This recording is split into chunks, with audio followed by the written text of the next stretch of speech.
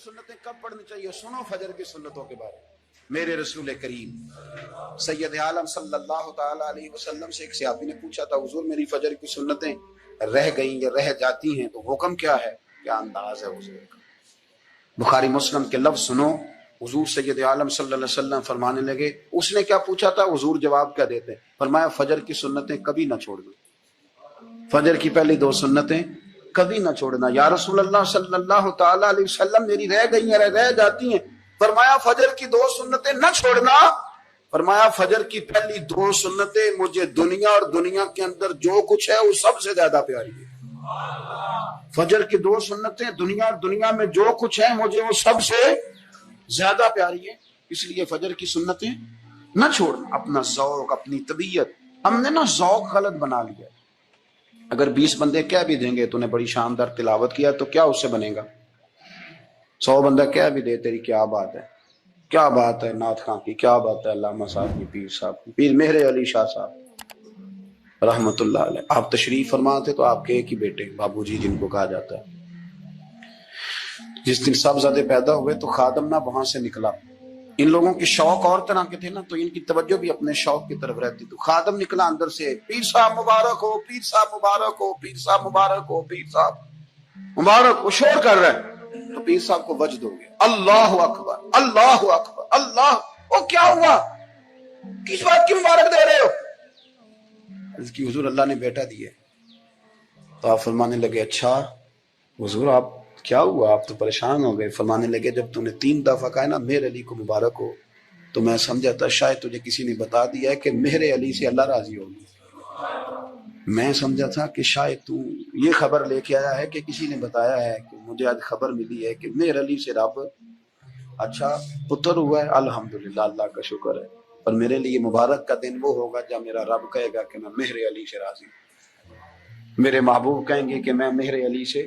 آپ بات کو سمجھ، شوق ہی کسی اور طرف تھا، دل ہی کہیں اور لگا ہوا تھا، طبیعت ہی کہیں اور مائل تھی۔ کوئی وظیفہ پوچھتے تھے تو پڑھتے تھے وہ لوگ، کچھ اللہ اللہ انہیں بتائی جاتی تھی تو کرنے کا ذوق رکھتے تھے، طبیعت تھی، قائل تھے۔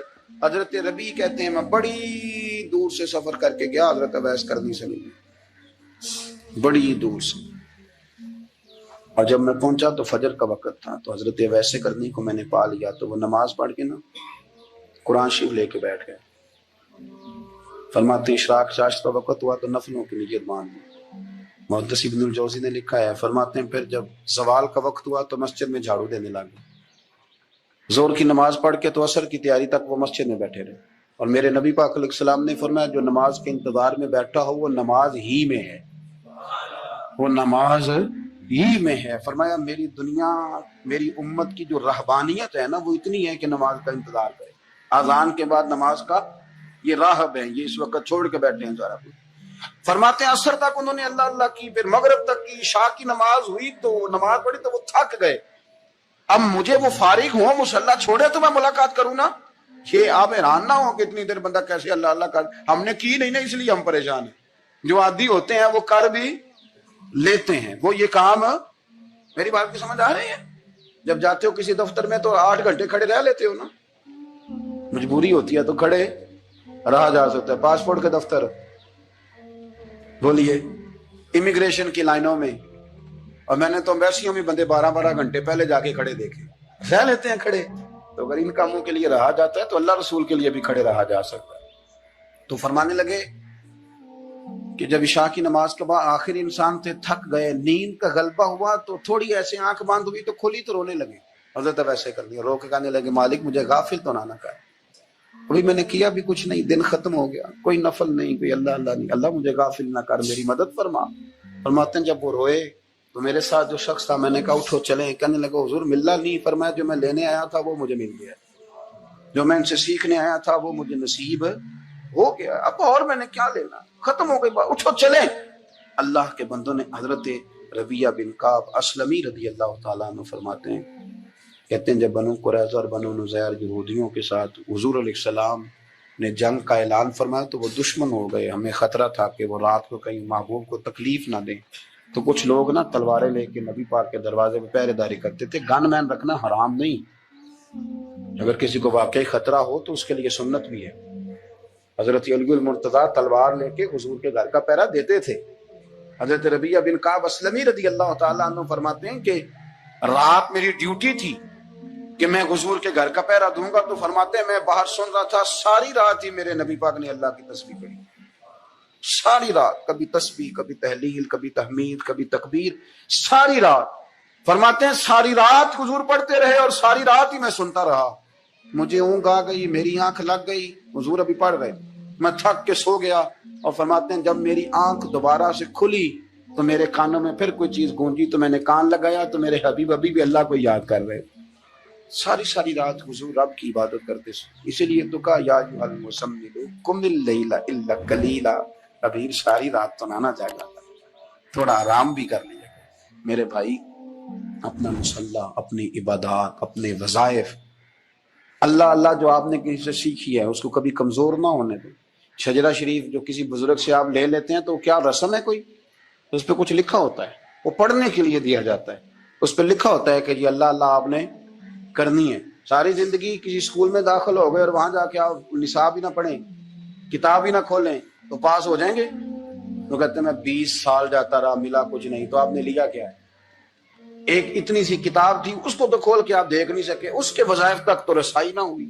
اس لیے کہ اللہ اللہ کرنا مشکل ہے اور تصویر کھنچانا یہ آسان کام ہے. تو جو آسان ہے اس طرف ہماری توجہ لگی رہتی ہے اور جو مشکل ہے اس طرف ہم ذوق پیدا نہیں کرتے. یا ایھا الناس اعبدوا ربکم, کسی کو شریک نہ بناؤ, وانتم تعلمون, اور تم جانتے بھی ہو, تمہیں خبر بھی, تمہیں پتہ ہے کہ عبادت اللہ کی کرنی چاہیے, تمہیں پتہ ہے کہ نماز پڑھنی چاہیے, تم جانتے ہو کہ نوافل ادا کرنے چاہیے, تمہیں پتہ ہے کہ سجدے آنکھیں بند کر کے جھوٹ کی زندگی جی کے, اپنے ساتھ بددیانتی کر کے, دھوکہ دے کے, اپنے آپ کو دائیں بائیں, اپنے آپ کو کہیں مصروف رکھ کے کچھ وقت ضائع تو کر لیتے ہو, پر تمہیں پتہ تو ہے نا کہ عبادت اللہ کی کرنی, تمہیں اس کی خبر ہے.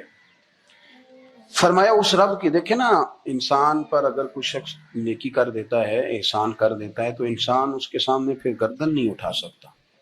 یار یہ میرے مشکل وقت کا دوست ہے, اس نے میرے ساتھ نیکی کی, کبھی بھی گردن نہیں اٹھائے گا, جھکا کے رکھے گا.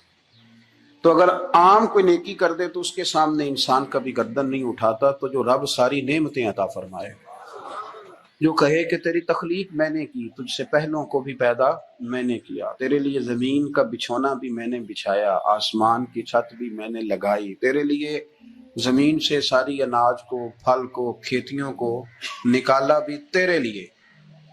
اب تو اس طرح کر کہ تو میری عبادت کر, تو میری بارگاہ میں جھک جا. بہت سارے نشے لوگوں کو لگے ہوئے ہوتے ہیں. ہر آدمی کوئی نہ کوئی نشہ کرتا ہے, کوئی دولت کا کرتا ہے, کوئی شہرت کا کرتا ہے, کوئی اپنی تعریف کا نشہ کرتا ہے, 2-4 لوگوں سے تعریف سن کے مطمئن ہو جاتا ہے. ناراض تو نہیں ہوگے اس جملے سے؟ آپ کرتے ہیں لوگ دولت کا نشہ بھی. یہ جب نقصان ہوتا ہے تو بندے بیمار نہیں ہو جاتے, پیسے ڈوب جاتے ہیں تو لوگ بیمار نہیں ہو جاتے. تو اس کا مطلب یہ ہوتا ہے کہ نشہ ٹوٹ گیا. اب بہک ہوئے ہیں نا تھوڑے سے تو کانپتے ہیں, تڑپتے ہیں, پریشان. نشہ ہی اسی طرح ہی کرتا ہے نا, نہیں ملتا تو پریشان ہوتا ہے. یہ سارے نشے ہیں, مختلف قسم کا نشہ. اب مانتے نہیں اس بات کو, تسلیم نہیں کرتے, کیونکہ تسلیم کرنا بڑا مشکل کام ہے. اس کے لیے تو بڑی ساری چیزیں جو ہے وہ دبوچ کے اور بڑی سارے رستے پھلانگ کے آنا پڑتا ہے. تو بڑا مشکل ہے ماننا, ورنہ کرتے ہیں ہم. ہمارا مزاج ہے. یہ گھومنے پھرنے کا, دنیا دیکھنے کا بھی ایک نشہ ہے, یہ بہت ساری باتیں کرنے کا بھی ایک نشہ ہے, گپ شپ کا بھی ایک نشہ ہے. 2-4 لوگوں کی جب تک پگڑیاں نہ کھول لیں, بعض لوگوں کو نیند نہیں آتی. یہ غیبت کا, چغلی کا, بددیانتی کا, یہ بھی ایک نشہ ہے. اس پر مولانا رومی رحمۃ اللہ نے بڑا کلام لکھا ہے. وہ کہتے ہیں مانگ کے کھانے کا بھی نشہ ہے, مانگ کے کھانے کا بھی نشہ ہے. وہ کہتے ہیں کہ ایک بھیک مانگنے والی خاتون تھی, تو بادشاہ کے پاس بھیک مانگنے آئی, تو بادشاہ کو پسند آ کہ اس نے شادی کر لی. اب اس کو عادت تھی بھیک مانگ کے کھانے کی, تو وہ کنیزوں سے کہا کرتی تھی کہ فٹافٹ نہ روٹی لے کے آیا کرو, میں 2-3 دفعہ مانگوں تو پھر لایا کرو. چونکہ ایک نشہ ہے نا, تو میں مانگوں 2-4 دفعہ تو پھر. تو انسان بہت سارے نشے کرتا ہے, یہ مانتا نہیں. یہ موبائل, یہ فیس بک, یہ سارے نشے ہی ہیں. اپنی فوٹو لگا لینا، سارا دن اسی کو دیکھتے رہنا. اور بڑے بڑے سیانے بندے جو وزادار ہیں، بڑے وزادار لوگ ہیں، لیکن وہ بھی سنجیدگی کے قائل نہیں، اس طرح کے نشوں کا شکار ہیں. یہ سارے نشے ہیں جو ہم نے پال لیے. ہمارے صوفیاء، ہمارے بزرگ فرماتے ہیں کہ تم اس طرح کرو، اگر سارے نشوں سے بچنا چاہتے ہو تو سجدے کا نشہ شروع کرو، سجدے کا نشہ شروع کرو. یہ نا اقبال کہتے ہیں عطار ہو، رومی ہو، رازی، آپ بات کو سمجھیں، عطار ہو، رومی ہو، رازی ہو، غزالی ہو، کچھ ہاتھ نہیں آتا بے آہ سحر گاہی. کہتے ہیں بہت بڑا صوفی ہو جیسے فرید الدین عطار تھے، بہت بڑا تصوف کا امام ہو جیسے امام غزالی تھے، بہت بڑا تفسیر کا استاد ہو جیسے امام رازی ہو، عطار ہو، رومی ہو، رازی ہو، غزالی ہو، پر کچھ ہاتھ نہیں آتا بے آہ سحر گاہی. اگر سویرے اٹھ کے روتا نہیں نا اللہ کی بارگاہ، اگر تہجد نہیں نہ پڑھتا تو کچھ ہاتھ نہیں آتا بے آہ سحر گاہی. پھر اس کو کوئی چیز نصیب. میری بات کی سمجھ آ رہی ہے آپ حضرات؟ جب تک آپ سویرے نہیں اٹھتے، آپ اللہ اللہ نہیں کرتے، آپ کو نوافل کا چسکا نہیں، عبادت کا مزہ نہیں. فرمایا میری عبادت کرو، یہ شوق پیدا کرو، میں نے تمہیں پیدا کیا ہے. ہم لوگوں کے نشے، مختلف نشے، بڑا عجیب رنگ ہے. محفل کی صدارت کرنے والے بڑے پیر صاحب، بڑے القابات، بیچ میں سے بندہ تلاش کرنے سے بھی نہیں مل رہا، اتنے بڑے لقب ہے اس کے. لیکن وہ سج سنور کے 2.5 گھنٹے بیٹھا رہا محفل میں، اور نماز کا وقت آیا تو اس نے مختصر سی پڑھی، وہ نکل گیا. وہ ہلکے سے سجدے کیے. اتنا بڑا عشق رسول نعت کا، ہو کیا بات ہے. اور عشق رسول کا بہت بڑا پیغامبر، بہت بڑا مبلغ، اور بیچارہ سمجھ ہی نہیں سکا کہ اللہ کے رسول نے فرمایا تو نماز پڑھ میری آنکھیں ٹھنڈی ہو جائیں گی. تو یہ نشے کے عادی تو ہیں پر حقیقت کے قائل نہیں ہیں. یہ بس ٹھیک ہے، خوابوں کی دنیا میں لوگ زندہ ہیں، پر جن کو یہ جو نشہ تھا نا عبادت کا، یہ میرے رسول پاک کی چاہت ہے، یہ میرے نبی کریم علیہ السلام کی. آپ دیکھیں نا حضور مہینوں جا کے غار حرا میں بیٹھتے، کیا وہاں تبلیغ کرتے تھے؟ کوئی کتاب لکھتے تھے؟ رسول کریم علیہ السلام مہینہ رہتے غار حرا میں. کوئی نہ مجھے دیکھے، کوئی نہ مجھے ملے. حضور یہاں کیا ہے؟ فرمایا میں اپنے رب کی عبادت کروں گا. نبی کریم علیہ السلام نے سجدوں کے ساتھ پتھروں اور پہاڑوں کو آباد کر دیا، سجدوں کے ساتھ. آپ کا سجدہ آپ کو بہت ساری چیزوں سے چھڑا لیتا ہے، یہ بہت ساری جگہوں سے جھکنے سے بچا لیتا ہے. صوفیاء، اولیاء یہ کیا کرتے تھے؟ یہ سجدے کا ذوق ہی تو پیدا کرتے تھے. سجدے کا ذوق. شاہ عبد العزیز دباغ رحمۃ اللہ تعالی علیہ اپنے مریدوں سے فرمایا کرتے تھے کہ اگر تم پکے نمازی بن جاؤ نا، تہجد گزار ہو جاؤ، تو میرے پاس آنا جانا چھوڑ دینا. عرض کی حضور کیوں؟ فرمایا میں تمہارے اور رب رسول کے رستے میں رکاوٹ نہیں بننا چاہتا، اور میرا مقصود ہے تمہیں وہاں تک پہنچانا. جب پہنچ گئے تو پھر میری ضرورت ختم ہو گئی. ہاں کبھی وسوسہ آئے، شک پیدا ہو، تکلیف ہو تو آنا، ورنہ میں نہیں چاہتا کہ میں رکاوٹ بنا رہوں. تم اللہ اللہ کرو، اس مالک کو راضی کرو. میرے رسول پاک علیہ وسلم نے فرمایا بندہ اللہ کے سب سے قریب اس وقت ہوتا ہے جب وہ سجدے کی حالت میں ہوتا ہے. کس کے قریب ہوتا ہے؟ اللہ کے سب سے قریب ہوتا ہے. وہ بڑا نیڑے ہے رب کے، بڑا قریب ہے، اس لیے کہ وہ حالت سجدہ میں. وہ جب سجدے کرتا ہے نا، اس کی بارگاہ میں جب جھک جاتا ہے. آپ ذرا سجدے کی کیفیت دیکھیں نا، زبان بھی یہاں ہے، آنکھ بھی یہاں ہے، کان بھی، عقل بھی ساری، اس نے سارا کچھ رکھ دیا سجدے. آپ وہ کبھی پیچھے جائیں تو دیہاتوں میں کہا جاتا تھا ناک سے لکیریں نکالو، بہت بڑی سزا ہوتی تھی نا، ناک سے لکیریں نکالو، بڑی سزا ہوتی تھی. تو اس نے کہا مالک مجھے کسی نے کہا نہیں، پر دیکھنا میں نے رکھ دی ساری عقل سجدے میں، اور رکھ کے کہا کیا؟ سبحان ربی یا اللہ میں پست ہوں تو اعلیٰ، اللہ تو میرا رب ہے اور تو سب سے اعلیٰ. اتنا. اور فرمایا جب یہ اس کیفیت میں ہوتا ہے تو پھر یہ اپنے رب کے قریب ہوتا. کثرت عبادت، نوافل. ہمارے ہاں عمرے کی قرآن اندازی محفلوں پہ ہونے لگ گئی ہے، حالانکہ حدیث سے ثابت نہیں.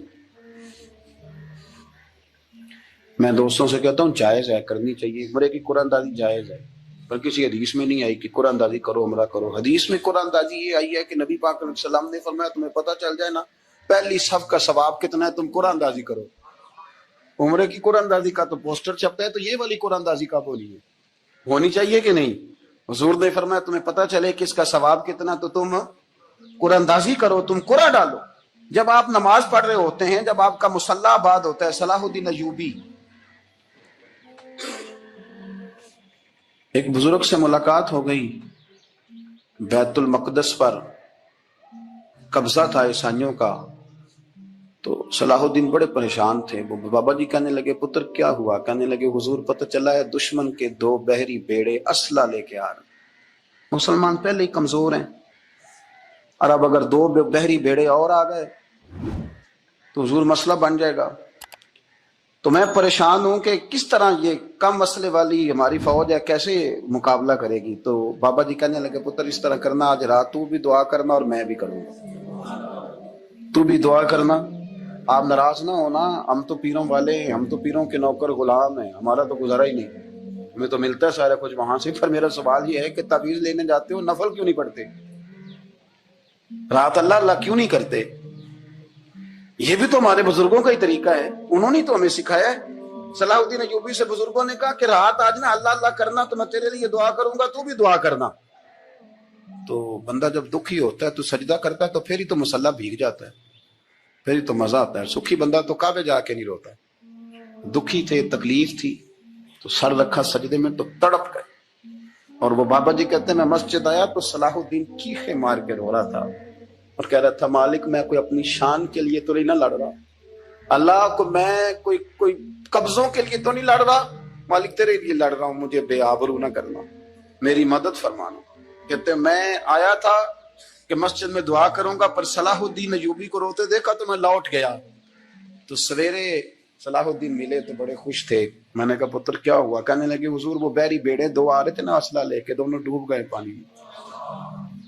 پانی میں ڈوب گئے. تو بابا جی کہنے لگے صلاح الدین وہ پانی میں نہیں ڈوبے, وہ تیرے آنسوؤں میں ڈوب گئے, وہ غرق ہو گئے. وہ جو تو نے مصلی بات کیا تو وہ تیرے آنسوؤں میں ڈوب گئے, وہ غرق ہو گئے. وہ تباہ اتنے قیمتی تھے تیرے آنسو کے بہا لے گئے دشمن کے بحری بیڑوں کو. میرے بھائی ٹھیک ہو گیا, میرے عزیز سمجھ لیں اس بات کو ہمیشہ کے لیے, اور اس پر غور کر لیں اچھے طریقے سے کہ میرے رسول کریم سید عالم صلی اللہ علیہ وسلم نے نا ہماری توجہ دلائی, حضور نے ہمیں بتلایا, ہمارا ذوق بڑھایا عبادت کی طرف. ایک صحابی تھے حضرت ابو فاطمہ رضی اللہ تعالیٰ عنہ, یہ ترمذی شریف کی حدیث ہے. نبی پاک علیہ السلام نے فرمایا ابو فاطمہ قیامت کے دن مجھ سے جلدی ملنا چاہتے ہو کہ دیر کے ساتھ؟ تو کہنے لگے حضور کون ہوگا جو دیر سے ملنا چاہے, ہم نے تو جان دے دی وعدہ دیدار پر. اعلیٰ حضرت فرماتے ہیں جان دے دی وعدہ اور نقد اپنا دام ہو ہی جائے گا. مجھے لگتا ہے کہ یہ سودا نقد و نقد ہو جانا ہے, چونکہ ہم نے جان دے دی وعدہ دیدار پر. آپ نے وعدہ کیا تھا کہ مریں گے تو پھر زیارت ہوگی, تو مر گئے ہم زیارت کی خاطر. جان دے دی وعدہ دیدار پر, تو نقد اپنا دام ہو ہی جائے گا. اے رضا ہر کام کا ایک وقت ہے, دل کو بھی آرام ہو ہی جائے گا. تو حضرت ابو فاطمہ رضی اللہ تعالیٰ عنہ سے نبی پاک صلی اللہ علیہ وسلم نے فرمایا جلدی ملنا چاہتے ہو کہ دیر سے؟ اس کی حضور فٹافٹ ملنا ہے, میں نے قیامت کے دن آپ سے جلدی ملنا ہے.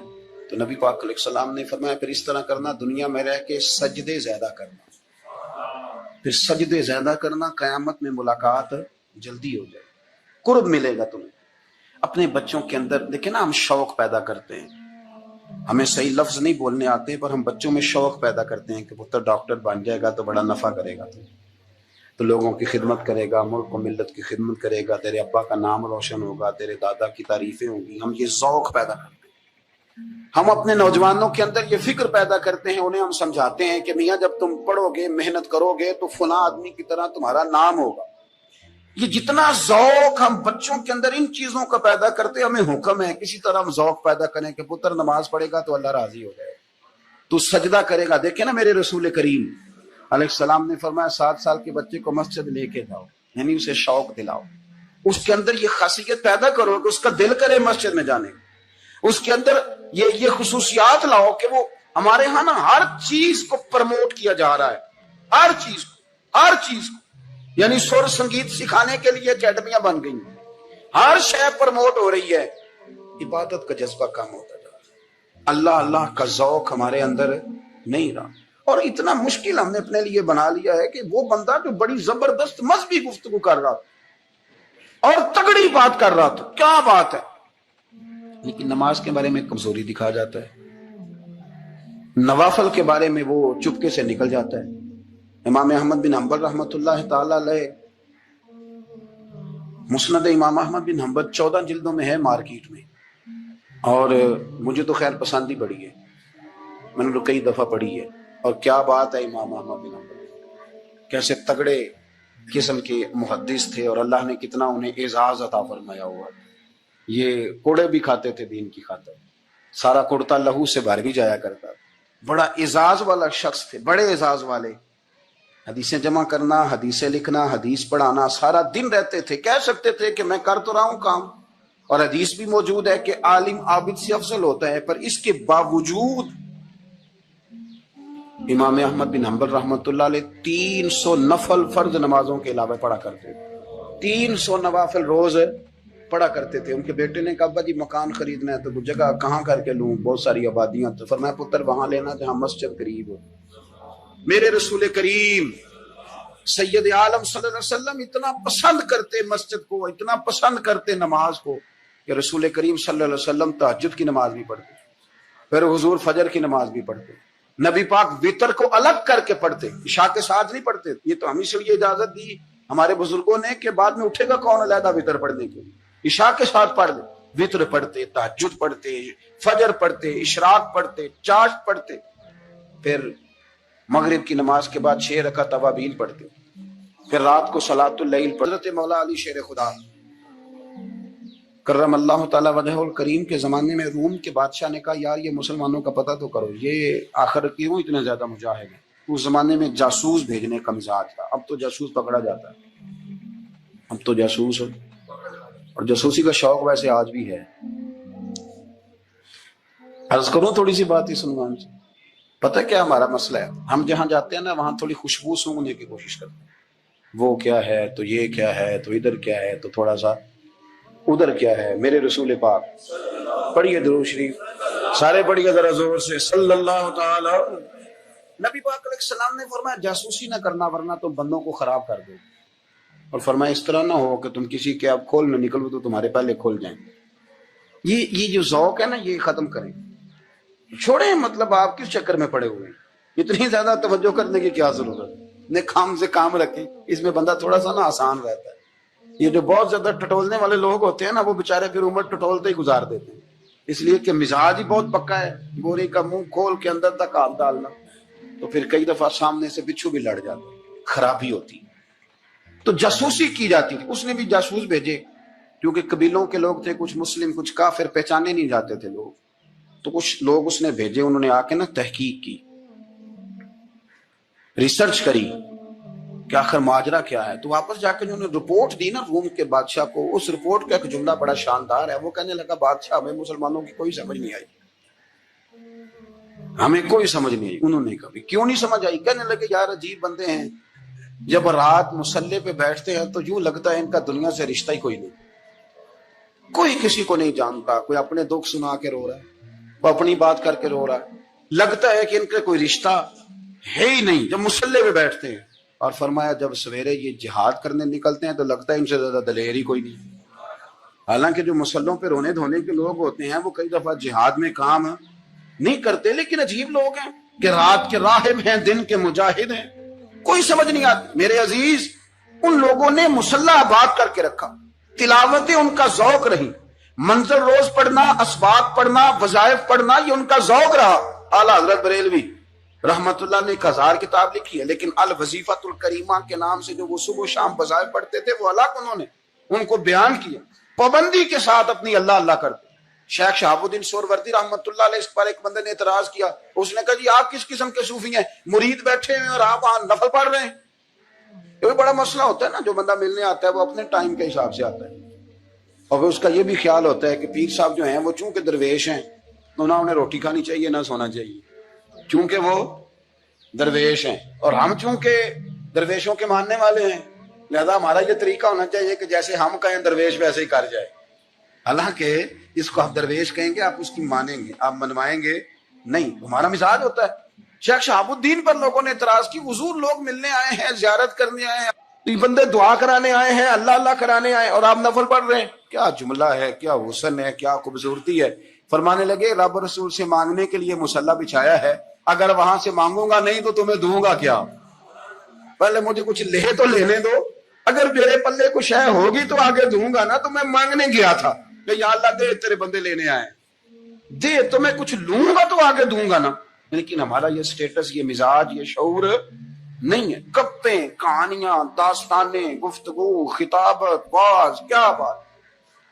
لیکن اگر کچھ کرنے کا کام ہو تو انہی ہم سے ہوتا. میرے نبی کریم علیہ الصلوۃ والسلام نے مصلی سے دل لگانے کا درس دیا. حضور نے توجہ دلائی. صحابہ اس ذوق کے حامل لوگ تھے، وہ کوشش کرتے تھے. جناب صدیق اکبر رضی اللہ تعالیٰ عنہ کا عبادت کا مزاج ہمیشہ قائم رہا. حضرت عمر فاروق ساری رات اللہ کے حضور کھڑے رہے. حضرت عثمان غنی رضی اللہ تعالیٰ عنہ عشاء کی نماز پڑھ کے 2 رکعتوں کی نیت باندھتے تھے. 15 سپارے پہلی رکعت میں پڑھ دیتے تھے اور 15 سپارے قرآن مجید کے دوسری رکعت میں پڑھ دیتے. آپ نے نا حضرت عمر فاروق کے وصال کے بعد ان کی ایک بیوہ سے نکاح کیا. حضرت عثمان غنی نے نکاح کیا. وہ خاتون آپ کے نکاح میں آئیں تو عرض کرنے لگی، امیر المومنین میرے لیے اعزاز تو بہت ہے کہ میں امیر المومنین کی بیوہ تھی تو امیر المومنین کی منکوحہ ہو گئی ہوں، لیکن حضور نہ تو میں جوان ہوں کہ میرے اندر رغبت ہوتی اور نہ میں اب اس قابل ہوں کہ کوئی خدمت کر سکوں. میرے ساتھ نکاح کی وجہ کیا بنی؟ عثمان غنی رو پڑے. فرمانے لگے میں نے عمر فاروق کو مسجد میں دیکھا ہے، عدل کرتے دیکھا ہے، انصاف کرتے دیکھا ہے، امت کی خیر خواہی کرتے دیکھا. تمہارے ساتھ نکاح اس لیے کیا ہے کہ تم مجھے یہ بتاؤ کہ عمر فاروق گھر کے اندر اپنے رب کو کیسے راضی کرتے، گھر کے اندر کیسے راضی کرتے تھے. وہ طریقے بتلاؤ، تم بتاتی جانا اور میں بھی اسی طرح گھر میں عبادت کروں. میرے رسول کریم علیہ الصلوۃ والسلام نے ارشاد فرمایا. حضور فرمانے لگے جس گھر میں اللہ کا ذکر ہوتا ہے وہ گھر زندوں کا ہے، اور جس گھر میں رب کریم کا ذکر نہیں ہوتا وہ گھر زندوں کا نہیں ہے. گھر نا ہم نا کتابوں میں پڑھتے ہیں کہ بزرگ کہتے ہیں، حضرت فضیل بن عیاض کہتے ہیں کہ میں ایک گلی سے گزر رہا تھا تو گھر کے اندر کسی قاری صاحب نے قرآن کی آیت پڑھ دی، ولی من خاف مقام ربہ جنتان. میں تے میرے کانوں سے ٹکرائی تو اللہ نے میری کایا ہی پلٹ دی، میں توبہ کر گیا. اب گھر کے اندر سے آواز آئے تو صحیح نہ تلاوت، اور اندر سے آواز آتی نہیں ہے، ڈیک بجنے کی آواز آتی ہے یا ٹی وی چلنے کی آواز آتی ہے یا دھوم مچانے کی آواز آتی. عبادت کا وہ جو خاص شوق تھا، وہ جو حسن تھا، وہ جو توانائی، وہ جو بات. ایک جگہ پہ ہم بیٹھے تھے تو وہاں ایک صاحب آئے اور انہوں نے آتے ہی کہا کہ مہربانی کریں ذرا مجھے مصلی دے دیں، میرے نہ کچھ نفل رہ گئے. تو میں نے وضو کر لیا تو کوئی مصلی مل جائے. مصلی انہیں دے دیا گیا، وہ مصلی لے کے چلے گئے. تو پیچھے ایک صاحب نے تبصرہ کیا، کہنے نے کتنا ریاکار بندہ ہے، لوگوں کو دکھا رہا ہے کہ میں نفل پڑھتا ہوں، ہے کو بات کرنے والی. میں نے اسے کہا، میں نے کہا تو مہربانی کرنا اس طرح کی ریاکاری تو بھی کر، پکڑ مصلی اور جا تو بھی تھوڑی ریاکاری کر کے آ. اٹھ ذرا شکر کر، کوئی یہ ریاکار بھی ملا ہے، کوئی نفل پڑھ کے ریاکاری کر رہا ہے. اللہ کا میں کہتا ہوں کو پڑھے تو صحیح نہ یار، یہ کوئی دور ہے نفل پڑھنے کا؟ اس میں تو لوگوں کا مزاج ہی نہیں، طبیعت ہی نہیں. میں نے کہا چل مہربانی کر یہ لے مصلی اور تو بھی جا تھوڑی سی ریاکاری کرو تو صحیح نا. مزاج ہی نہیں، ذوق. جمعے کی نماز پڑھ کے یوں دنیا بھاگتی ہے، او ہو پتہ نہیں کون سی پیچھے آگ تھی جو بجھائی جائے گی. اور آج تک لوگ مسئلہ پوچھ رہے ہیں کہ جمعے کی بعد والی سنتیں کتنی ہوتی ہیں.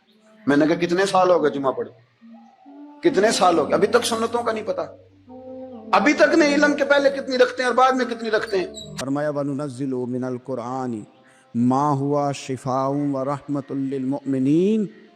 فرمایا میں نے جو تمہیں قرآن عطا فرمایا ہے نا، تو اس میں مومنوں کے لیے شفا بھی ہے اور رحمت بھی ہے. یہ تمہاری تمام بیماریوں کی شفا ہے، اس میں تمام بیماریوں. ہم مریض ہیں، ہماری کل شفا قرآن پاک کے ساتھ وابستہ.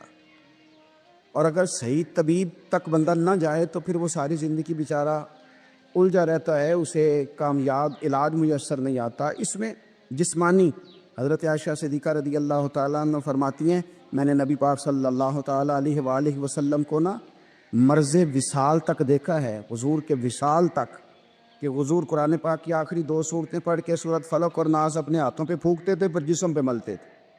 قرآن پاک میں شفا ہے۔ اب تو لوگوں نے دم درود کو نا اس کو بڑا ہلکا سا کام سمجھ لیا۔ ویسے بھی یہ عاملوں کے ہتھے چڑھ گیا، ملنگوں کے ہتھے چڑھ گیا، کاروبار بن گیا، تجارت بن گئی۔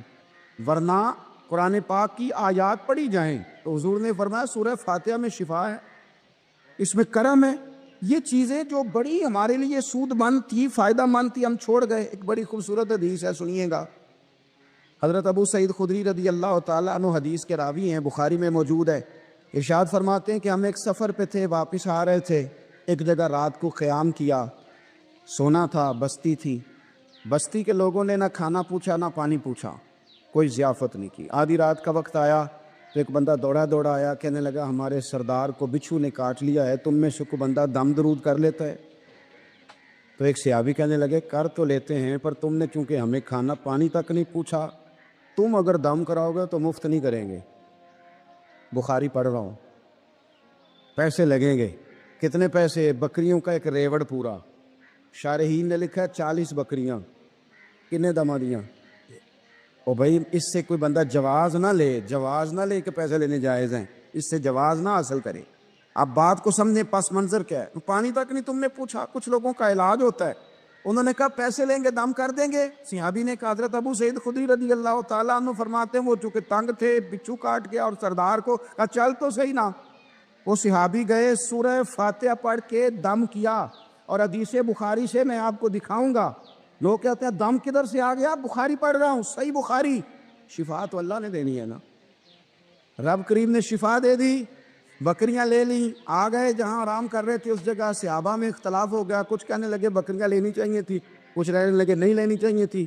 حضرت ابو سعید خدری رضی اللہ تعالیٰ عنہ فرماتے ہیں پھر ہم نے فیصلہ کیا چپ کر کے سو جاؤ، صبح حضور کی بارگاہ میں جائیں گے۔ اگر کریم نے کہا لینی چاہیے تھی پھر تو موج بن گئی، اور اگر کہا نہیں لینی چاہیے تھی تو بکریاں ہانک کے واپس کر دیں گے۔ مسئلہ کیا ہے؟ کہتے ہیں صبح گئے حضور کی بارگاہ میں، جا کے مسئلہ عرض کیا، یا رسول اللہ انہوں نے بھی پانی کوئی نہیں پوچھا تھا، ہم نے بھی کہا دم کریں گے تو پیسے لیں گے، تو ہم نے یہ بکریاں لی ہیں۔ شارحین لکھتے ہیں 40 تھی شاید۔ تو یا رسول اللہ اب کیا کریں؟ حضور مسکرانے لگے۔ جس کے گچھے سے لچھے جڑے نور کے، ان ستاروں کی نزہت پہ لاکھوں سلام، اور جس کی تسکین سے روتے ہوئے ہنس پڑیں، اس تبسم کی عادت پہ لاکھوں سلام، اور ان کی باتوں کی لذت پہ بے حد درود، ان کے خطبے کی ہیبت پہ لاکھوں سلام۔ حضور مسکرانے لگے اور مسکرا کے پوچھا اچھا پڑھا کیا تھا؟ یا رسول اللہ سورہ فاتحہ۔ فرمایا سکھائی کس نے تھی؟ کہا یا رسول اللہ آپ نے۔ فرمایا پھر آدھی بکریاں میری ہیں آدھی تمہاری ہیں، اور میرا حصہ نکالو نا بھائی۔ تو قرآن پاک میں شفا ہے۔ قرآن حکیم میں بڑے سے بڑا مجرم ہو، کافر ہو، فاسق ہو، ایک حدیث مشکات میں موجود ہے، اس کو آپ نے دل پہ لکھ لینا ہے چونکہ معاملہ دل کا ہے۔ نبی پاک صلی اللہ تعالیٰ علیہ وسلم نے فرمایا جس طرح بارش میں پڑے لوہے کو زنگ لگ جاتا ہے، اس طرح دل کو زنگ لگ جاتا ہے۔ تو کہتا ہے میں بور ہو رہا ہوں پتہ نہیں کیا ہے، اور زنگ لگ گیا دل کو۔ تو کہتا ہے جناب میں پتہ نہیں سارا کچھ ہے پر دل پریشان ہو، بھائی اس کو زنگ لگ گیا ہے۔ ہم کہتے ہیں یار پتہ نہیں کیا بات ہے، پریشانی ہو، بھائی دل کو زنگ لگ گیا ہے۔ کریم فرمانے لگے جس طرح بارش میں پڑے لوہے کو زنگ لگ جاتا ہے، اس طرح دلوں کو بھی زنگ لگ جاتا ہے۔ حضور دل کو زنگ لگ جائے تو کیا کریں؟ تو حضور فرمانے لگے ایک موت کو یاد کرو اور ایک قرآن پاک کی تلاوت کیا کرو۔ قرآن تمہیں زنگ سے شفا دے دے گا، اس کو پڑھو گے تو تمہیں لطف آئے گا۔ اور قرآن پاک کو نا جب بندہ پڑھتا ہے نا تو حضرت مولا علی شیر خدا نے فرمایا تھا قرآن پاک کبھی پرانا نہیں ہوگا، جب بھی پڑھو گے نیا مزہ ہی آئے گا، نیا سرور ہی آئے گا، نئی کیف۔ بڑے بڑے کٹر کافر قرآن پاک سنتے تھے نا۔ ایک دن عتبہ کہنے لگا ابو جہل سے اور دیگر لوگوں سے کہ بڑی ہو گئی لڑائی، بڑی ہو گئی بحث، اس طرح کرتا ہوں میں جا کے نا تو محمد ابن عبداللہ صلی اللہ، میں جا کے بات کرتا ہوں حضور سے۔ عتبہ آ گیا کہنے لگا میں مذاکرات کرتا ہوں۔ صاحب نے کہا چل تو سیانا آدمی ہے، سمجھدار ہے، چلا جا۔ جا کے نا تو وہی باتیں جو وہ ہمیشہ کرتے تھے، نبی کریم علیہ السلام سے کہنے لگا ہم سارے آپس میں ہیں، برادری ہے، قبیلہ ہے، ایک شہر ہے، پھر بھی لڑائیاں شروع ہو گئی ہیں۔ جو آپ کا کلمہ پڑھتے ہیں وہ الگ ہو گئے، جو ہمارے معاذ اللہ طریقے پہ ہیں وہ الگ ہیں، تو کوئی بات چیت نہ کر لیں بیٹھ کے۔ تو حضور نے فرمایا کرو نا۔ کہنے لگا اگر آپ سرداری چاہتے ہیں تو ہم دیتے ہیں، اور اگر آپ مال و دولت چاہتے ہیں تو معاذ اللہ ہم دیتے ہیں، جو آپ کہتے ہیں ہم کرتے ہیں، کسی طرح کا بھی آپ کا مطالبہ ہے تو ہم پورا کرنے کو تیار ہیں، تو آپ بتا دیں ہم وہ کر دیتے ہیں۔ وہ بڑی اس نے لمبی چوڑی تقریر کی، جتنی آفریں گنا سکتا تھا گنوائیں۔ کریم خاموش رہے۔ جب اس کی بات پوری ہو گئی تو حضور فرمانے لگے میں بھی کچھ بولوں؟ کہنے لگا بولنے۔ میرے نبی پاک نے قرآن پاک پڑھنا شروع کر دیا، چند آیتیں پڑھی، کھڑا تھا بیٹھ گیا، پھر اٹھ پڑا، کبھی ادھر جاتا ہے کبھی ادھر آتا ہے۔ حضور نے تلاوت ختم کی، کہا کوئی بات کرنی ہے؟ کہنے لگا نہیں مجھے اجازت دے دے۔ واپس گیا، جب گیا نا تو ابو جہل دور سے دیکھ کے کہنے لگا جو گیا تھا وہ تو عتبہ تھا، اور یہ جو آ رہا ہے یہ کوئی اور ہے، یہ کوئی اور ہے، یہ وہ نہیں ہے جو گیا تھا۔ واپس آیا تو کہا کیا طے ہوا؟ کہنے لگا یار طے کیا کرنا ہے، میں نے شاعر بھی دیکھے، کاہن بھی دیکھے، جادوگر بھی دیکھے، میں نے زمانہ گھوما ہے، پر جو قرآن وہ پڑھتے ہیں وہ بندے کا کلام نہیں، وہ رب کریم کا ہی کلام ہے، وہ اللہ کا کلام ہے، تم نہیں مقابلہ کر سکتے، تم باز آ جاؤ، وہ تمہارے بس کی بات نہیں۔ تیرے آگے ہیں یوں دبے لچے فصحا عرب کے بڑے بڑے، کوئی جان منہ میں زبان نہیں بلکہ جسم میں جان نہیں، اور کروں تیرے نام پہ جان فدا، نہ بس ایک جان دو جہاں فدا، میرا دو جہاں سے بھی نہیں جی بھرا، میں کروں کیا کروڑوں جہاں نہیں۔ تو فیل بن عمر دوسی مکہ شریف آئے تجارت کے لیے، پہلے بھی آیا کرتے تھے، کہتے ہیں میں بہترین شاعر تھا، مکے آیا سامان بیچتا تھا، کچھ خرید کے لے جاتا تھا۔ ابو جہل مجھے کہنے لگا تو ہمارا دوست ہے، پرانا سجن ہے، تیرا آنا جانا ہے، اور تجھے یہاں اس شہر میں چونکہ تو ہمارا مہمان ہے تو ہر بات سے آگاہ کرنا ہمارا ذمہ داری ہے۔ یہاں ایک شخص ہے محمد ابن عبداللہ، محمد ابن عبداللہ صلی اللہ تعالی علیہ وسلم اعلان نبوت کرتے ہیں، اور معاذ اللہ شاعر ہیں، جادوگر ہیں، ان کی تو نے بات نہیں سننی۔ کہتا میں نے کہا مجھے کیا ضرورت ہے، میں نے چند ہفتے ٹھہرنا ہے، مال بیچنا ہے، کچھ خریدنا، چلے جانا ہے، مجھے کیا ضرورت؟ کہا اچھا میں نہیں سنوں گا بات۔ کہتا مجھے نظر آئے کئی دفعہ حضور، اور جہاں حضور ہوتے تھے میں قریب ہی نہیں جاتا تھا۔ کہتے ہیں ایک دن نا حرم شریف میں سادے سے کپڑے اور پاؤں میں سونے جوتے اور سر پہ یوں امامہ کے جیسے فرشتے بھی جھک جھک کے زیارت کرتے ہیں۔ کہتے ہیں کہ نور بھرے کیفیات حضور تشریف لائے، اور تشریف لا کے رسول کائنات علیہ السلام حرم کعبہ کے ساتھ ٹیک لگا کے بیٹھ گئے، سر سے لے کر پاؤں تک تنویر ہی تنویر ہے۔ حضور تشریف فرما ہوئے، قرآن پاک پڑھنے لگے۔ میں جب حضور کے قریب سے گزرتا تھا تو کانوں میں روئی دے کے گزرتا تھا، پر طفیل کہتے ہیں آج نا تھوڑی سی آواز میرے کانوں میں گئی، قرآن پڑھا محبوب نے۔ اور ویسے بھی کیا کمال ہوگا جب یاسین والے نبی خود یاسین پڑھتے ہوں، جب طٰہٰ والے نبی اپنی زبان سے طٰہٰ کی تلاوت کرتے، وَالضُّحَىٰ وَاللَّيْلِ اِذَا سَجَىٰ، جن کے بارے میں آیا جب وہ تلاوت کرتے ہوں، الم نشرح لک صدرک، جن کے سینے کی تعریف اللہ نے کی، جب وہ ان آیتوں کی تلاوت کرتے ہوں گے تو کیا شان ہوگی۔ جن کو رب کہے وَلَسَوْفَ يُؤْتِيكَ رَبُّكَ فَتَرْضَىٰ، حبیب تجھے اتنا دوں گا کہ تو راضی ہو جائے گا۔ تو جب حضور خود یہ آیتیں پڑھتے ہوں گے تو انداز کیا ہوتا ہوگا۔ کہتے ہیں وہ تھوڑی آیتیں سنی، پر قربان جائیں میرا تو کوئی دل ہی بدل گیا۔ میں بڑا بہترین شاعر تھا، لفظوں کے تراشے مجھے خوب آتے تھے، الفاظ کے بام و در سے میں آگاہ تھا، اچھا ادب میں جانتا تھا، پر میں نے کہا یہ کلام، یہ انداز، لو انزلنا ھذا القرآن علی جبل لرأیتہ خاشعا متصدعا من خشیۃ اللہ، یہ انداز پتھروں پہاڑوں پہ جائے تو وہ ریزہ ریزہ ہو جائیں۔ کہتے ہیں تھوڑا سا پڑا قریب نے، اور پھر نظریں جھکائے ہوئے حضور اپنے گھر گئے، سرکار چلے تو میں پیچھے پیچھے، حضور گھر میں چلے گئے تو میں نے دروازے پہ دستک دی، باہر آئے، سلام لی، میں نے کہا محبوبہ وہ جو آپ پڑھ رہے تھے تھوڑا اور نہیں سنا دیتے، تھوڑا اور نہیں تلاوت کر دیتے؟ کہتے ہیں رسول پاک نے نا پھر قرآن پڑھنا شروع کیا، میں کبھی بیٹھتا تھا کبھی اٹھتا تھا، جب حضور نے تلاوت مکمل کی تو میں نے آگے بڑھ کے ید اللہ والا ہاتھ تھاما اور دست مبارک پکڑ کے کہا سونیا، یہ مجھے کہتے تھے نہ سننا، میں نے زمانہ دیکھا ہے، میں کوئی عام آدمی نہیں، میں سردار ہوں، میں نے دنیا دیکھی ہے، مجھے قسم ہے جو آپ کی زبان سے نکل رہا ہے وہ بشر کا کلام نہیں، آپ مجھے کلمہ پڑھائے میں مسلمان ہونا چاہتا۔ بڑے بڑے کفل ٹوٹے. حضرت عمر بھی آئے تو آئے قرآن کی تاثیر کی برکت سے. حضرت صدیق اکبر نا اپنے گھر کے سین میں بیٹھ کے قرآن پاک پڑھتے تھے تو رویا کرتے تھے, روتے تھے. مکے کے کچھ سردار کٹھے ہو کے نبی کریم کی بارگاہ میں گئے, کہنے لگے ایک تو صدیق اکبر کو منع کریں کہ قرآن اونچا نہ پڑھا کریں, اور اگر اونچا پڑھنا ہے تو پھر ان سے کہیں پڑھ کے رویا نہ کرے. حضور نے فرمایا اپنے گھر میں بیٹھ کے پڑھتا ہے روتا ہے, تمہیں کیا ہے؟ یا رسول اللہ, یہ ابو بکر صدیق جب قرآن پاک کی تلاوت کر کے روتے ہیں نا تو ہماری بچیاں بھی رونے لگتی ہیں, ہماری عورتیں گھر کا کام کاج چھوڑ کے تو صدیق اکبر کے دروازے پہ کھڑی ہو کے روتی رہتی. حضور ان سے کہیں یہ قرآن سے جو شغف ہے ان کا, کہاں گئے مسلمان جو قرآن پڑھنے والے تھے, کدھر گئے؟ سارا کچھ ہی ہمارا موبائل لے گیا.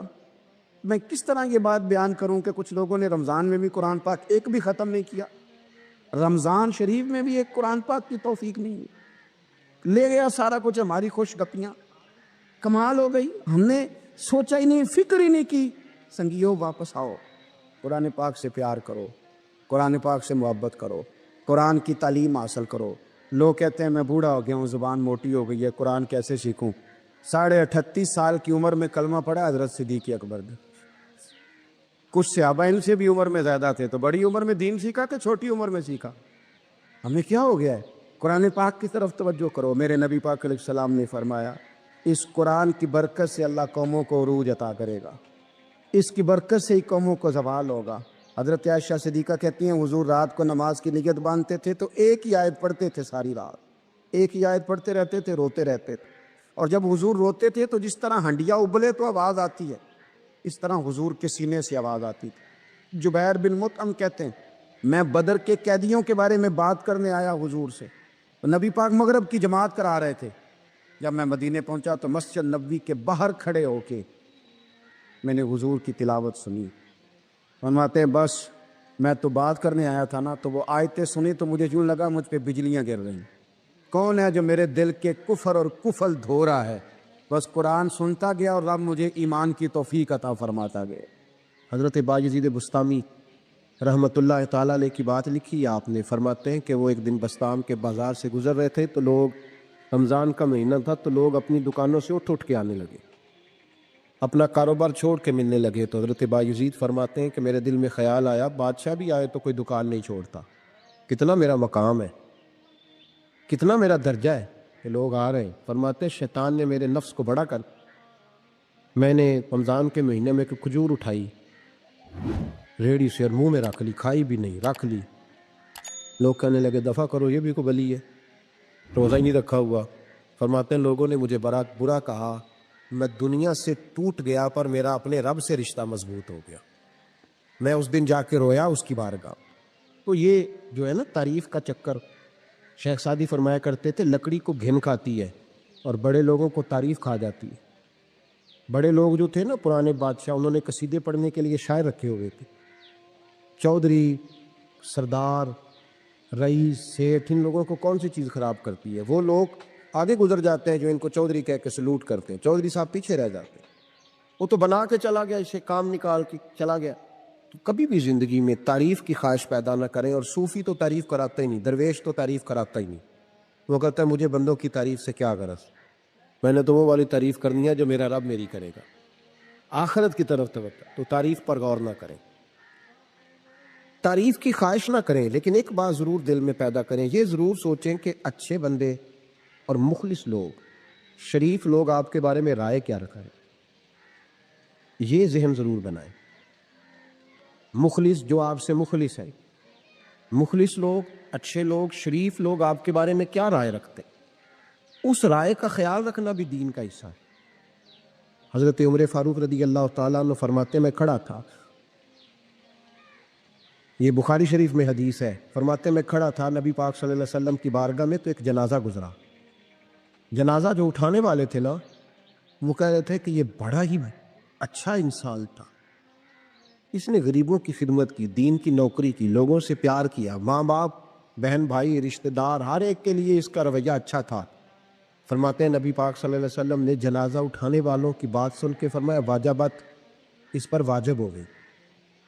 حضرت فاروق اعظم رضی اللہ تعالیٰ عنہ فرماتے ہیں تھوڑی دیر کے بعد ایک اور جنازہ گزرا. جنازہ اٹھانے والے کہہ رہے تھے بڑا شریر آدمی تھا, زبان کا برا, دھوکے باز, فراڈیا, بے ایمان, مال کھانے والا. لوگ یہ باتیں کر رہے تھے. نبی پاک صلی اللہ علیہ وسلم نے فرمایا واجبات, اس پر بھی واجب ہو. حضرت عمر کہتے ہیں جنازے گزر گئے دونوں. میں نے عرض کی یا رسول اللہ صلی اللہ علیہ وسلم, جس کو لوگ اچھے جملوں سے یاد کر رہے تھے اس پر بھی واجب ہو گئی, اور جس کو لوگ برے جملوں سے یاد کر رہے تھے اس پر بھی واجب ہو گئی. تو محبوب نے وہاں لفظ ارشاد, یہ بخاری کے لفظ ہے, فرمایا انتم شہداء اللہ فی الارض, فرمایا عمر تم لوگ زمین پر میرے اللہ کے گواہ ہو. تم لوگ, چونکہ اشارہ حضرت عمر کی طرف ہے تو اس سے مراد نیک لوگ, اس سے مراد پرہیزگار لوگ, اچھے لوگ. انتم شہداء اللہ فی الارض, تم لوگ زمین پر اللہ کی گواہ ہو. فرمایا جس کو جنازہ اٹھانے والے لوگوں نے کہا کہ یہ بندہ اچھا تھا, تو میں نے کہا واجبت, اس پر جنت واجب ہو گئی. اور جس کو جنازہ اٹھانے والے لوگوں نے کہا شریر تھا, برا تھا, نالائق تھا, تکلیف دیتا تھا, چونکہ تم زمین پر اللہ کے گواہ ہو, تو میں نے کہا واجبت, اس پر جہنم واجب ہو گئی. اپنے مخلصین کے بارے میں ضرور یہ خیال کریں کہ ان کی آپ کے بارے میں رائے کیا ہے. رائے, اچھے لوگوں کی رائے, ہمیشہ مخلصین کی رائے. ایک درویش نے ایک عجیب بات لکھی ہے, ہمارے یہاں کہا جاتا ہے نا زبان خلق کو نکارہ خدا سمجھو. اس سے مراد ہر آدمی کی رائے نہیں ہوتی. بہت سارے لوگ تو حسد میں آ کے بھی باتیں کرتے ہیں, ان کی رائے یہاں مقصود نہیں, مخلصین کی, خیر والے لوگ ہوتے. اچھے کچھ لوگ تو ایسے ہوتے ہیں جن کی کسی کے بارے میں بھی رائے ٹھیک نہیں ہوتی. وہ جب بھی بات کرتے ہیں یا حسد کی بنیاد پہ کرتے ہیں یا بغض اور کینے کی, ان کی بات نہیں. لیکن باقی جو خیر والے لوگ, مثبت جو طبقہ ہے, جو اچھی سوچ کا حامل, وہ ہمیں پتہ ہوتا ہے کون سا بندہ کس طرح کا. ایک درویش کہتے ہیں کہ ایک دفعہ طوفان آ گیا ہماری بستی میں, تیز طوفان. تو ایک آدمی بہت بڑے درخت کے نیچے کھڑا تھا. تو ایک شخص نے اس کو کہا بھائی طوفان بڑا سخت آنے والا ہے, پتہ نہیں کیا بنے گا, گھر چلا جا. اس نے کہا میرا اللہ مجھے بچا لے گا.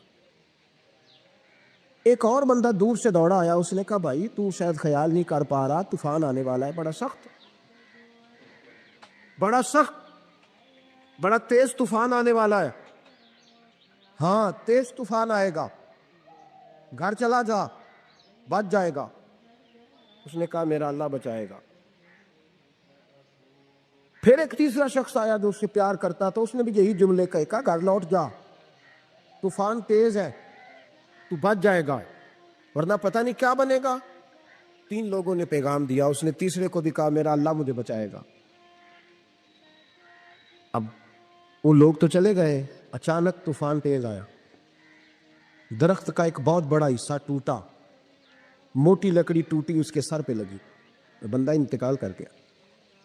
لوگ بحث کرنے لگے کہ اس کا تو یقین ہی بڑا کامل تھا, اس نے تو 3 دفعہ کہا تھا میرا اللہ مجھے بچائے گا, پھر مر کیسے گیا. تو وہ درویش اٹھے, وہ کہنے لگے وہ جو 3 پیغام اسے ملے تھے نا, گھر چلے جا, وہ رب کی طرف سے ملے تھے. وہ جو 3 مخلصین نے اسے آ کے کہا تھا نا کہ بچ جا اس گلی سے, تو وہ بھی آوازیں قدرتی تھی, وہ بھی اسے اللہ دیکھے نا. رب کریم کو زمین پر اتر کر سامنے کھڑے ہو کر تو کلام نہیں نہ کرتا, وہ کسی نہ کسی رنگ میں, کسی نہ کسی انداز میں اپنے بندوں کو کسی نہ کسی وسیلے سے پیغام دیتا ہے نا. تو وہ 3 پیغام جو آئے تھے, تو اسے اس نے کیوں نہیں نکارا ہے خدا سمجھا, وہ گھر کیوں نہیں گیا. جب تیرا مخلص تجھے روز پیغام دیتا ہے کہ تو بچ جا اس گلی سے, تو اگر نہیں نہ بچتا تو پھر تو آواز قدرت پر لبیک نہیں کہہ رہا. اگر تیرا بڑا پیارا تجھے روز سمجھاتا ہے نا کہ یہ گلی چھوڑ دے, یہ تیرے والی نہیں, اور تو پھر بھی اسی گلی سے گزرتا ہے, تو پھر تو کچھ ایسی باتوں کو کچل رہا ہے جو تیرا بڑا نقصان کرے. بھائی مخلصین جب بات کریں تو ان کی بات کا خیال رکھ, غور کیا کر. تیرے مخلص تیرے بارے میں حضرت عبداللہ ابن عمر, حضرت عمر کے بیٹے تھے. حضرت حفصہ نبی پاک صلی اللہ علیہ وسلم کی زوجہ ہے, حضرت عمر کی بیٹی ہیں. ایک دن حضرت عبداللہ ابن عمر کہنے لگے حفصہ نبی پاک صلی اللہ علیہ وسلم سے پوچھنا ان کی میرے بارے میں کیا رائے ہے. اچھے لوگوں کا خیال کرنا. دیکھیں نا, حضرت ابو بکر نے بھی ایک دن حضرت بلال سے کہا تھا حضور سے پوچھ کے بتانا. اور یار تم کبھی خیال ہی نہیں کرتا اس بات کا. فرمایا پوچھ کے بتانا ابو بکر کے بارے میں ان کی رائے کیا ہے, پوچھ کے بتا دو, پتہ تو چلے. ان سے بات کرنا. ہم نے کبھی سوچا ہے ہماری اماں ہمارے بارے میں کیا سوچتی ہے؟ کتنے بد نصیب ہیں وہ بیٹا جس کے ماں باپ اس سے بات کرتے ہوئے ڈرتے ہیں کہ پتہ نہیں کہاں سے بولے گا. کبھی ہم نے سوچا ہے کہ ہمارے اساتذہ اور مشائخ کا ہمارے بارے میں رویہ کس طرح کا ہے؟ ہر استاد کو کھڑا کر کے کبھی کہا نہیں جا سکتا کہ جا میرا بیٹا میرے لیے فلاں چیز لے کے آ. کچھ کا پتہ ہوتا ہے. ہر مرید کو ہر بات نہیں بتائی جا سکتی. کچھ کا پتہ ہوتا ہے اس کا رویہ کس طرح کا، کس مزاج کا. حضرت عبداللہ ابن عمر رضی اللہ تعالیٰ عنہ نے حضرت حفصہ کی ڈیوٹی لگائی. فرمایا پوچھ کے بتانا محبوب سے میرے بارے میں رائے کیا ہے. نبی پاک صلی اللہ تعالی وسلم شام کو گھر آئے تو وہ بہن تھی نا، انہوں نے تو کہا جب کبھی موقع ملے تو وہ بہن تھی. انہوں نے کہا موقع کی کیا بات ہے، میرے بھائی نے کام بتایا. اسی دن ہی محبوب پاک علیہ السلام سے پوچھنے لگی، کہنے لگی یا رسول اللہ عبداللہ ابن عمر کے بارے میں آپ کی کیا رائے ہے؟ تو میرے محبوب علیہ السلام نے فرمایا عبداللہ لڑکا تو بڑا اچھا ہے تو رجل صالح نیک ہے، لیکن میں نے سنا ہے کہ عشاء پڑھ کے سوتا ہے اور فجر کی نماز تک سویا ہی رہتا ہے. وہ 2 نفل بھی تہجد کے نہیں پڑھتا. فرمایا یہ اس کی کمزوری مجھے پسند نہیں، یہ اس کا انداز مجھے بھلا نہیں لگتا. یہ خامی ہے اس کی کہ عشاء کے بعد غافلوں کی طرح بستر پہ لیٹتا ہے اور پھر فجر تک لیٹا ہی رہتا ہے. اس کو چاہیے کچھ وقت اٹھ کے رب کی عبادت بھی کرے. حضرت حفصہ کہتی ہے میں نے کہا کہ بھائی محبوب کہتے ہیں بندہ تو بڑا اچھا ہے پر فجر تک غافلوں کی طرح سویا رہتا ہے. رات پوے تے بے درداں نو نیند پیاری آوے، درد منداں نو یاد سجن دی ستے امیان جگاوے. اور ساون کی کالی راتوں میں جب بوندا باندی ہوتی ہے وہ راتوں کو اٹھ اٹھ روتے ہیں جب خلقت ساری سوتی. فرمایا وہ سویا رہتا ہے. تو حضرت عبداللہ ابن عمر کہنے لگے بہن تو گواہ ہو جا، آج کے بعد تیرے بھائی کی تہجد کبھی قضا نہیں ہوگی، میں وقت پہ پڑھا کروں گا، اس لیے کہ مجھے تو سرخ روح ہونا ہے آقا کی نگاہوں میں. زمانے کیا ہے کیا ناصر، بھلا جانے برا جانے. یہ موج ہے دنیا کیا کہتی ہے. مجھے تو حضور کی نظر میں اپنے آپ کو صحیح ثابت کرنا ہے. وہاں مجھے یاد رکھو مخلصین کا کبھی جو آپ کے مخلص لوگ ہیں ان کے اعتماد کو کبھی ٹھیس نہیں پہنچنی چاہیے. کچھ دروازے ایسے ہوتے ہیں جن کے بغیر گزارا نہیں ہوتا. رب تبارک و تعالیٰ فرماتے ہیں ان الذین آمنوا وعملوا الصالحات سیجعل لهم الرحمن ودا. فرمایا تو ایمان لانے کے بعد عمل اچھے کرنا، میں لوگوں کے دلوں میں تیری محبت پیدا کر دوں گا. تجھے تعریف کرانے کے لیے بھاگنے کی ضرورت نہیں پڑے گی، میں خود لوگوں کے دلوں میں تیرا پیار ڈال دوں گا. لوگ خود تجھ سے پیار کریں، لوگ خود تیری طرف کھنچے چلے آئیں گے، خود بخود لوگوں کو موڑ دوں گا.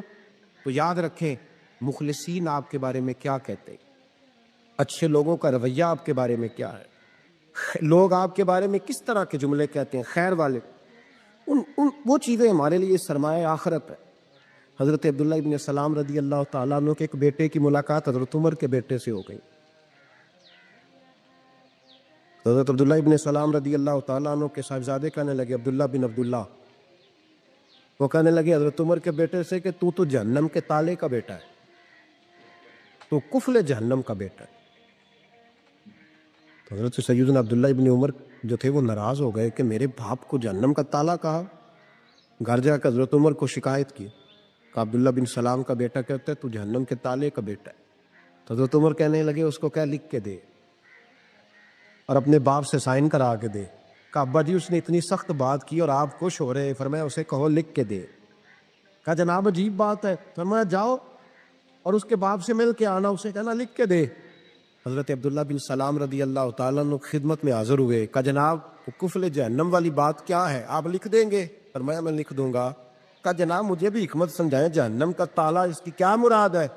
تو حضرت عبداللہ ابن سلام فرمانے لگے اس سے مراد یہ ہے کہ جب تک عمر دنیا میں رہے گا جہنم کو تالا لگا رہے گا. عمر کسی کو غلط کام کرنے نہیں دے گا کہ وہ دوزخ میں جائے. صحابہ کے بارے میں جب کوئی جملہ کہا کرتا تھا وہ کہتے تھے کہ اسے لکھو. اہل خیر کی رائے، اچھے لوگوں کی ہمارے بارے میں رائے کیا ہے ہمیں پتہ ہونا چاہیے. اچھے لوگ ہمیں پتہ ہوتا ہے شہر کے لوگ ہمارے بارے میں کیا کہتے ہیں، ہمیں پتہ ہوتا ہے کہ غریب لوگوں کی ہمارے بارے میں رائے کیا، ہمیں پتہ ہوتا ہے کہ دکھی بہن ہمیں کس طرح دیکھتی ہے، ہمیں پتہ ہوتا ہے کہ کمزور رشتہ دار ہمارے لیے کس طرح کا رویہ رکھتے ہیں، ہمیں پتہ ہوتا ہے کہ ہمارے دوست احباب ہمیں کس طرح کا جانا. اپنے رویوں میں تبدیلی لائیں، دیکھیں کہ اچھے لوگوں کی آپ کے بارے میں رائے کیا ہے، اس رائے کو سنبھال کے رکھیں. صحابہ کرام علیہم رضوان بڑے خیر والے جملے ایک دوسرے کے بارے میں کہا کرتے تھے.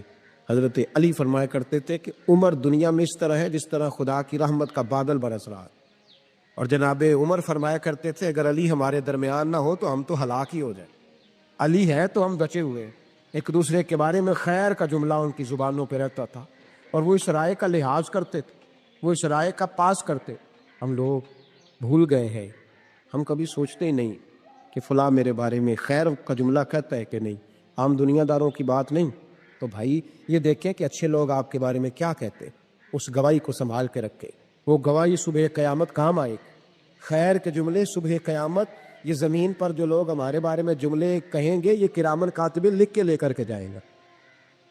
ایک جنازہ گزر رہا تھا تو نبی پاک صلی اللہ تعالی وسلم نے فرمایا مسترجن او مسترجن منہ، فرمایا یا یہ نجات پا گیا ہے یا لوگ اس سے نجات پا گئے، یا یہ نجات پا گیا یا لوگ نجات پا گئے۔ حضرت انس بن مالک کہتے ہیں مجھے وجد ہو گیا، میں نے کہا حضور کیا مطلب؟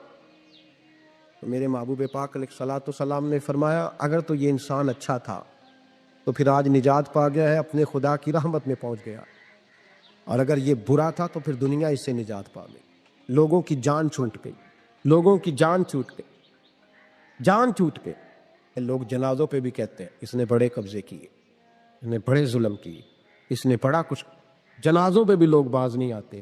اچھے لوگوں کی رائے کیا ہے یہ ہمیں یاد، کوئی کسی کونے سے نکل آتا ہے، کوئی کسی کونے سے نکل آتا ہے جنازے، یار یہ میرا بھی خیال رکھتا تھا، کوئی کسی کونے سے نکل کے کہتا ہے میری غریبی پر BC کا پردہ تھا، کوئی کسی کونے سے نکل کے کہتا ہے او بھائی میری پریشانیوں پہ BC کا پردہ تھا، کوئی کسی کونے سے۔ اس لیے رب کریم کے بندے جب دنیا سے جاتے ہیں تو عجیب ہی حالات ہو جاتے ہیں، ان پہ زمین بھی روتی ہے، آسمان بھی روتا ہے، اکھاں جدوں میٹیاں زمانہ مینوں روے گا، اپنا تے اپنا بیگانہ مینوں روے گا، جدوں نہ میں دسیا میں خاراں نوں میں خانے وچ جام ٹوٹ جان میں خانہ مینوں روے گا، کئی لک لک روڑ کے، کئی بک بک روڑ کے، گلیاں دا ایانا تے سیانا مینوں روے گا، اور میرے مرنے پہ ہر سو شور مچ جائے گا، دیکھو گے کہنے الوداع سرکار خود تشریف لائیں گے۔ تو یاد رکھیں اہل خیر کی ہمارے بارے میں رائے کیا ہے، اس کی ہمیں خبر ہونی چاہیے۔ اچھے لوگ ہمارے بارے میں کیا کہتے ہیں، یہ چیز ہمارے لیے سرمایہ ہونی چاہیے، ہم ان چیزوں کو یاد رکھنا چاہیے۔ ایک تو کبھی تعریف کی خواہش نہ پیدا کریں، ہاں اگر کبھی جانچنا ہو تو یہ ضرور دیکھیں کہ اللہ کے بندے نیک لوگ اہل خیر ہمارے بارے میں کیا کہتے ہیں۔ مولانا سردار احمد صاحب رحمۃ اللہ علیہ کے پاس نا ایک بوڑھی اماں اپنا بیٹا چھوڑ گئی،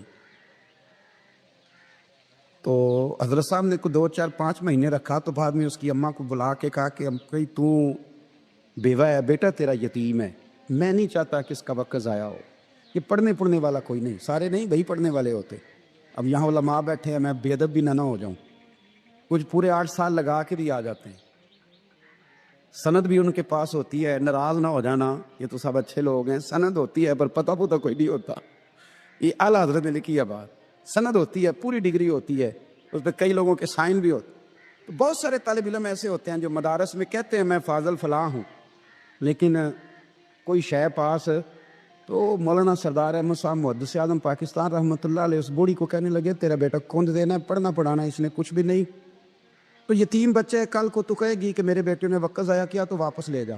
بوڑھی اماں رونے لگ گئی، کہنے لگی میں پڑھانے تو نہیں لائی تھی، میں تو آپ کو رب کا ولی سمجھتی ہوں، میں تو نوکری کرانے لائی تھی، نوکری۔ حضرت انس بن مالک کہتے ہیں میری اماں بھی حضور کی بارگاہ میں دے گئی تھی، حضور کی بارگاہ میں، یہ نہیں کہا تھا کہ یا رسول اللہ پڑھا دیں، ہاں ہاں میں ذمہ داری سے بات کر رہا ہوں، یہ نہیں کہا تھا حضور مجاہد بنا دیں، یہ تھوڑی کہا تھا کہ یا رسول اللہ صلی اللہ تعالیٰ علیہ وسلم سے مفسر محدث محقق مفتی بنا دیں۔ حضرت انس کی اماں کہہ گئی تھی سونیا جب تک یہ رہے گا نا آپ کی نوکری کرے گا، یہ گھر کے کام کاج کرے گا، ڈیوٹی کرے گا، حضور یہ آپ کی نوکری کرے گا۔ تو میرے محبوب نے پھر دعا کر دی اللہ اسے برکت عطا فرما۔ تو سمجھتا ہے خدمت والا خالی رہ جاتا ہے؟ جتنا ذائقہ خدمت والے کو ملتا ہے، جو اس کے نصیب میں آتا ہے، وہ کسی کا نصیب کہاں بھائی۔ حضرت انس کہتے ہیں حضور نے دعا کر دی، برکت کی۔ مجھے تو کھیتی باڑی آتی بھی نہیں تھی، پر لوگوں کے باغ میں سال میں 1 دفعہ پھل لگتا تھا، میرے باغ میں 2 دفعہ لگتا تھا۔ حضور نے دعا کر دی یا اللہ اسے اولاد دے، فرماتے ہیں میرے بیٹے، میرے پوتے، میرے نواسے، میری بیٹیاں، فرماتے ہیں میں زندہ ہوں اور میری 100 اولادیں موجود ہیں. پریشان ہو گیا 100 سن کے کہ بچے 2 ہی اچھے.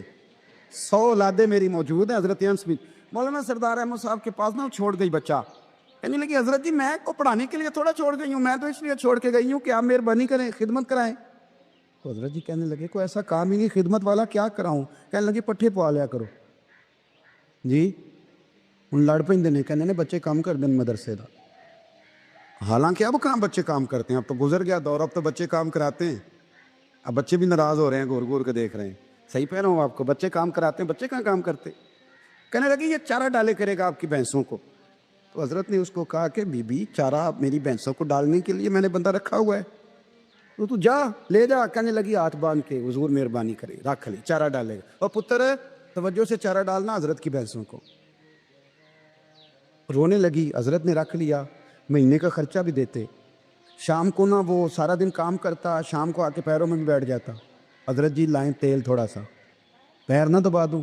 8 سال ساتھ والے پڑھتے رہے, یہ بیچارہ نوکری کرتا رہا. میرا روپ بھی نہیں تے میرا رنگ بھی نہیں, اور مینو یار منان دا ٹنگ بھی نہیں.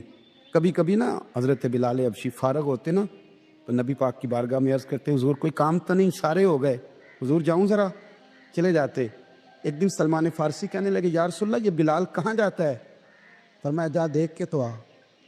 حضرت سلمان واپس آئے تو آ کے رونے لگے. کہنے لگے سونیا جب یہاں سے جاتا ہے نا تو جا کے سیدہ فاطمہ کی چکی پیسنی شروع کر دیتا, بی بی صاحبہ کے کام کرنے لگتا ہے. گھر میں جا کے اسنین کی ڈیوٹی کرتا ہے, وہاں بھی کام یہاں بھی کام. وہ چارہ ڈالتا رہا, نے چارہ ڈالا. حضرت محدث اعظم کی بھینسوں کو دستار فضیلت کا وقت آ گیا, سارے پگڑیاں سجا کے آ گئے. آج دستار ہوگی.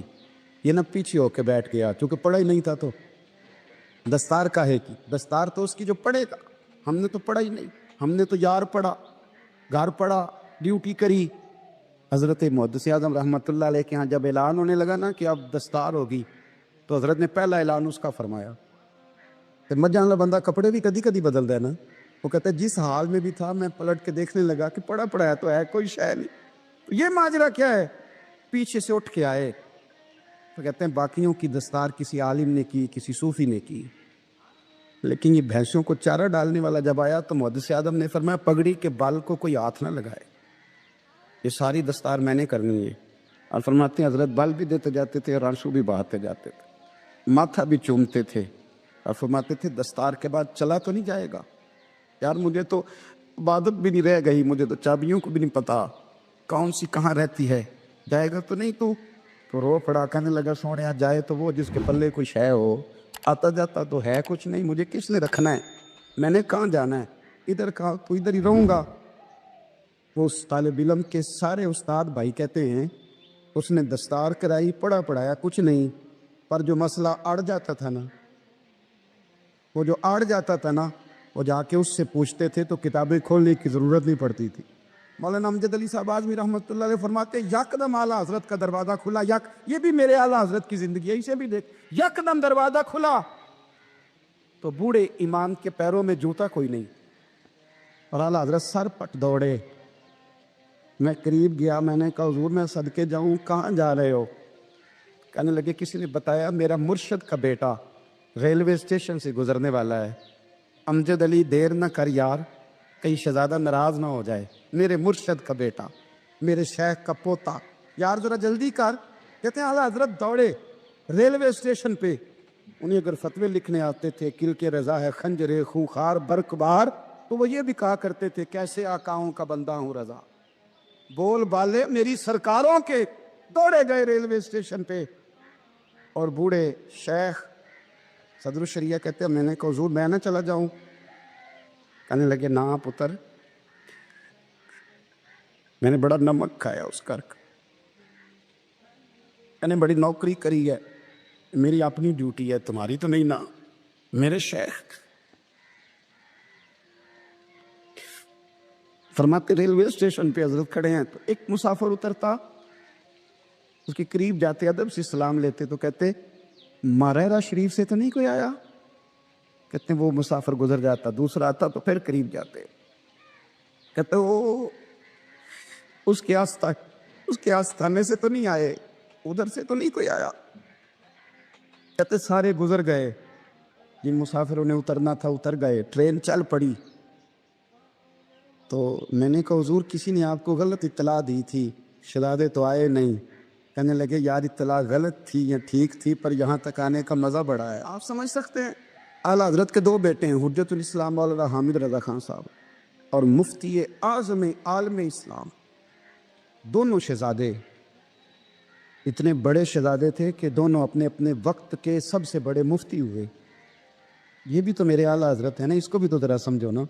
خوش کی پھر خوش کی اور پھر خوش کی۔ ایک دن پیر صاحب نے کہا، نوری میاں صاحب، کہ احمد رضا یار وہ بھینسیں رکھی ہوئی ہیں تو ان کو نا گیدڑ آ کے تنگ کرتے ہیں، تو 2 کتے مل جائیں نا کبھی، تو چلو رات کو پہرے داری کریں گے، 2 کتے مل جائیں۔ میں اکثر سوچتا ہوں کہ اعلیٰ حضرت و عالم تھے، ان کا کتوں سے کیا لینا دینا؟ حضرت جی آپ نے کتوں کی بات کرنی تھی تو کسی دنیا دار سے کرتے، 2 کتے مل جائیں تو ذرا جانوروں کی دیکھ بھال کریں گے۔ فرمایا حضور سویرے ہی آ جائیں گے۔ نہیں آپ کا تو یہ شوگر ہی نہیں، تو آپ کہاں سے لائیں گے؟ دن چڑھا تو دونوں بیٹوں کے گلے میں رسیاں ڈالی۔ اعلیٰ حضرت کو صرف آپ فتوے کی روشنی میں دیکھتے ہیں، آپ کو اس شخص کے درد کا نہیں پتا، اس کے ذائقے کا نہیں پتا، وہ کس سٹیج کا آدمی ہے، سٹیٹس کیا ہے طریقت میں، شریعت میں، عشق میں۔ دونوں شہزادوں کے گلوں میں رسیاں اور پکڑا ہوا ہے۔ تو نوری میاں صاحب کہتے ہیں میں 4 پہ بیٹھا تھا تو نیچے بٹھال دیے دونوں بچے، میں اٹھ کے کھڑا ہو گیا۔ میں نے کہا مولانا یہ کیا؟ کہنے لگے حضور ڈیوٹی بھی کریں گے اور روٹی بھی نہیں مانگیں گے۔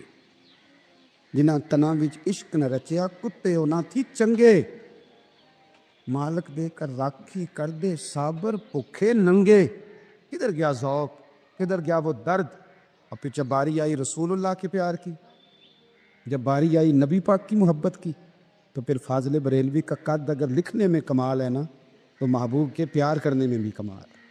انہوں نے نا ساری زندگی، یعنی ساری زندگی یہ کہہ کے گزار دی کہ عشق تیرے صدقے جلنے سے چھٹے سستے، جو آگ بجھا دے گی وہ آگ لگائی ہے۔ ایک سید صاحب تھے، مکان بن رہا تھا اعلیٰ حضرت کا، تو سامنے نا بالکل لائبریری تھی۔ تو جب مکان بن رہا ہوتا ہے تو تب سارے مستری مزدور اندر ہی ہوتے ہیں، تو سب کا آنا جانا تھا، سب لوگ آتے جاتے تھے بلا جھجک۔ تو وہ سید صاحب ایک دن آ گئے سامنے، لائبریری میں ملے، پھر چلے گئے۔ کچھ دنوں کے بعد گھر مکمل ہو گیا، اب عورتیں بھی آ گئیں، تو شاہ جی کو پتہ نہیں تھا۔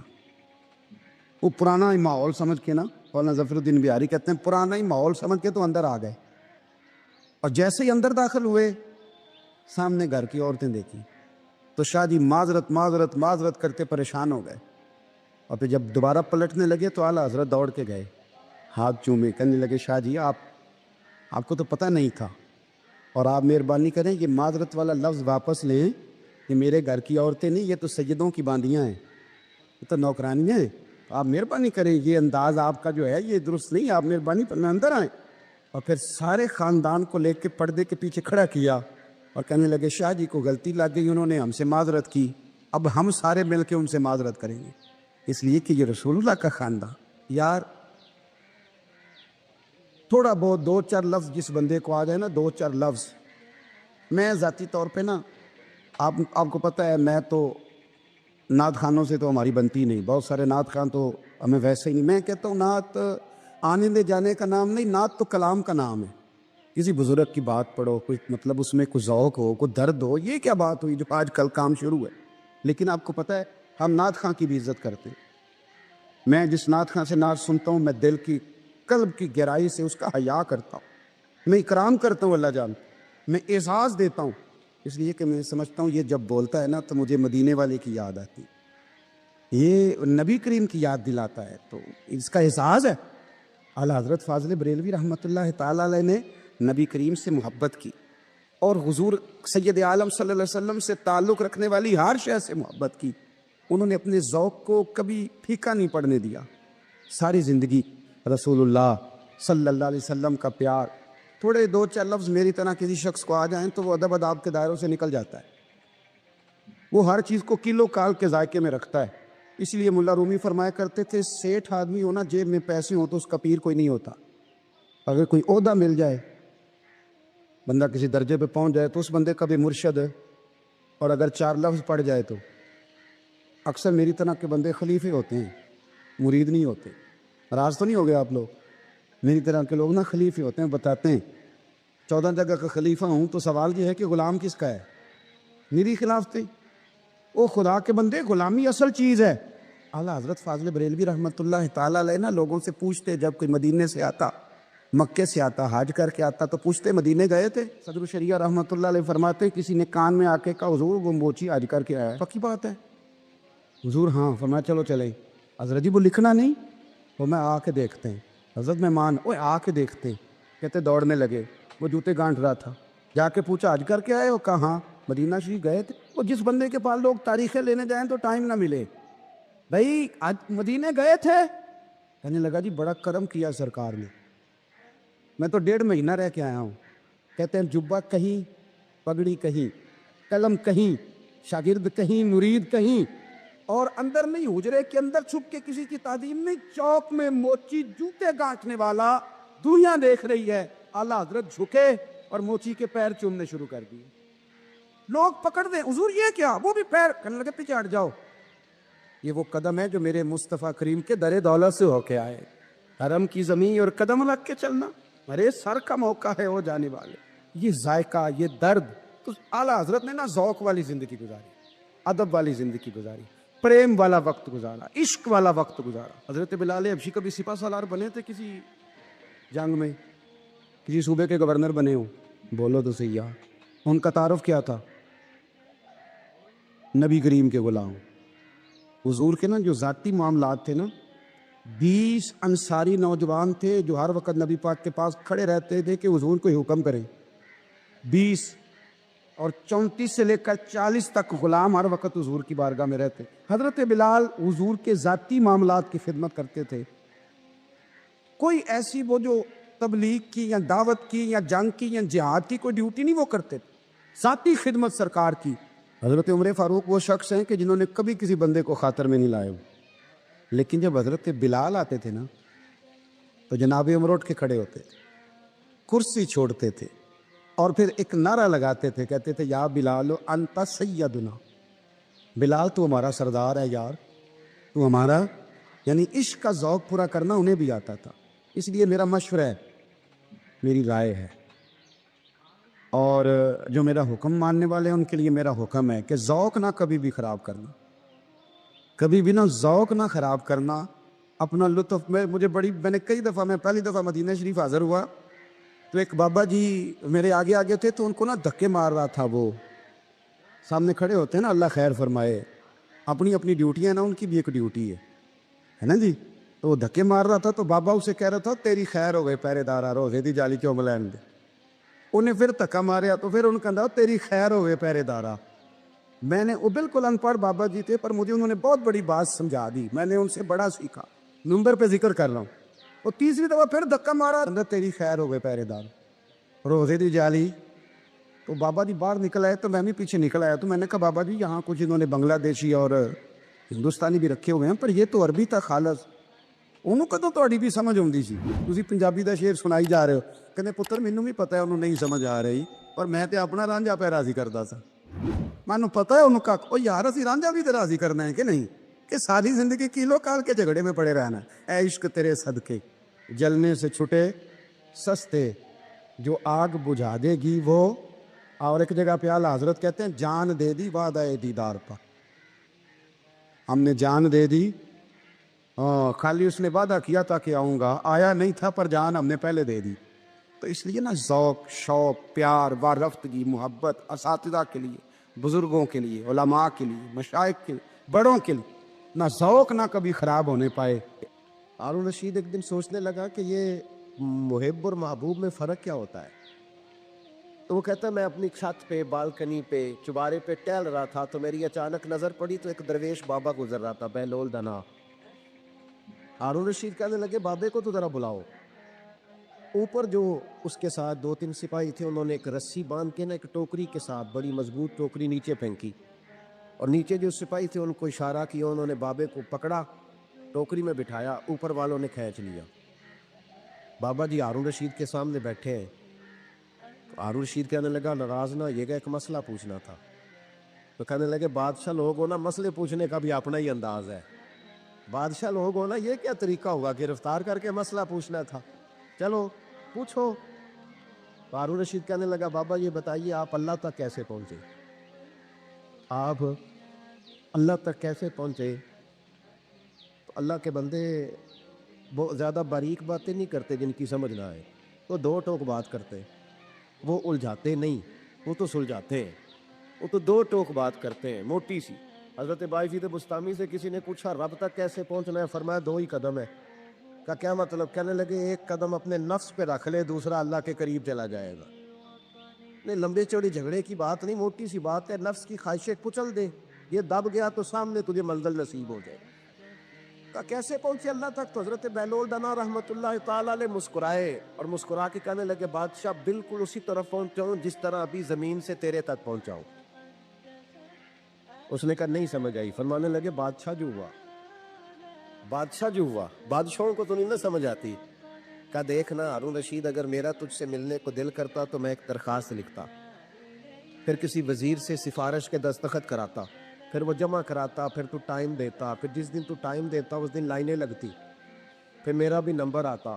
پھر ہو سکتا ہے جب نمبر آتا تو کہتا کہ میں تھک گیا ہوں اب نہیں ملوں گا. جب میں چاہتا تو زمانے لگ جاتے, تو نے چاہے تو 1 منٹ بھی نہیں پورا لگا. مانا کہ محبت کے سفر میں ہر گام پہ 100 مشکل ہے, لیکن یہ سفر آسان بھی ہے اگر ساتھ تمہارا ہو جائے.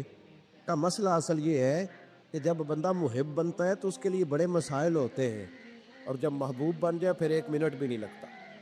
فرمایا اس نے کرم فرمایا, مالک نہیں. اس نے واللہ یختص برحمتہ من یشاء, اس نے اپنی رحمت سے ہی اپنا خاص بنا لیا ہے. کبھی بھی دنیا داروں سے امیدیں وابستہ نہ کریں. ایک بات سنیں بڑی شاندار, امام غزالی نے لکھی ہے. امام غزالی فرماتے ہیں کہ ہارون رشید نہ حج کر کے واپس آیا بغداد میں, تو کونے میں حضرت بہلول دانا بیٹھے تھے. رش بہت تھا, مجمع بڑا تھا. حضرت بہلول دانا بھی سڑک کے کنارے بیٹھے تھے. تو سپاہی کہنے لگے یہاں سے اٹھ جاؤ. فرمانے لگے ہارون رشید کی زمین نہیں, زمین میرے رب کی ہے, میں کیوں اٹھوں؟ وہ قریب سے گزرا تو سلام لی. آپ نے اس کا پروٹوکول دیکھا تو فرمانے لگے ہارون رشید تجھ سے تگڑے تگڑے موٹے موٹے پروٹوکول میں نے لوگوں کے دیکھے, اور یہ جو تیرے دائیں بائیں آج تیرے نعرے لگا رہے ہیں یہ پہلے ان لوگوں کے نعرے لگایا کرتے تھے. اور تھوڑا وقت گزرنے دے, جو تیرے بعد آئے گا نا یہ سارے پھر ان کے نعرے بھی لگائیں گے. تو جھوٹ کی دنیا میں زندہ ہے, ان سے تو نے امیدیں وابستہ کی ہیں, یہ کل اس کے نعرے لگائیں گے. اس کے دل پہ بڑا اثر ہوا, گھوڑے سے اتر آیا, آگے کہنے لگا حضور آپ نے مجھے بڑی اچھی نصیحت کی ہے, میرا دل بڑا ٹھنڈا ہوا ہے. میں نے سنا ہے آپ مقروض ہیں, کچھ لوگوں کا قرض, تو مجھے کوئی حکم ہی کر دے. آپ ہنسنے لگے, فرمانے لگے یار تو بڑا ہی بیوقوف ہے, بڑا ہی بیوقوف ہے. تو میں تجھے نصیحت کر رہا ہوں, تو مجھے الجھا رہا ہے. حضور کوئی حکم کر دیں. کیا خوبصورت انداز ہے رب کریم کے بندوں کا. حضرت بہلول دانا فرمانے لگے تیرا رب کون ہے؟ کہا اللہ.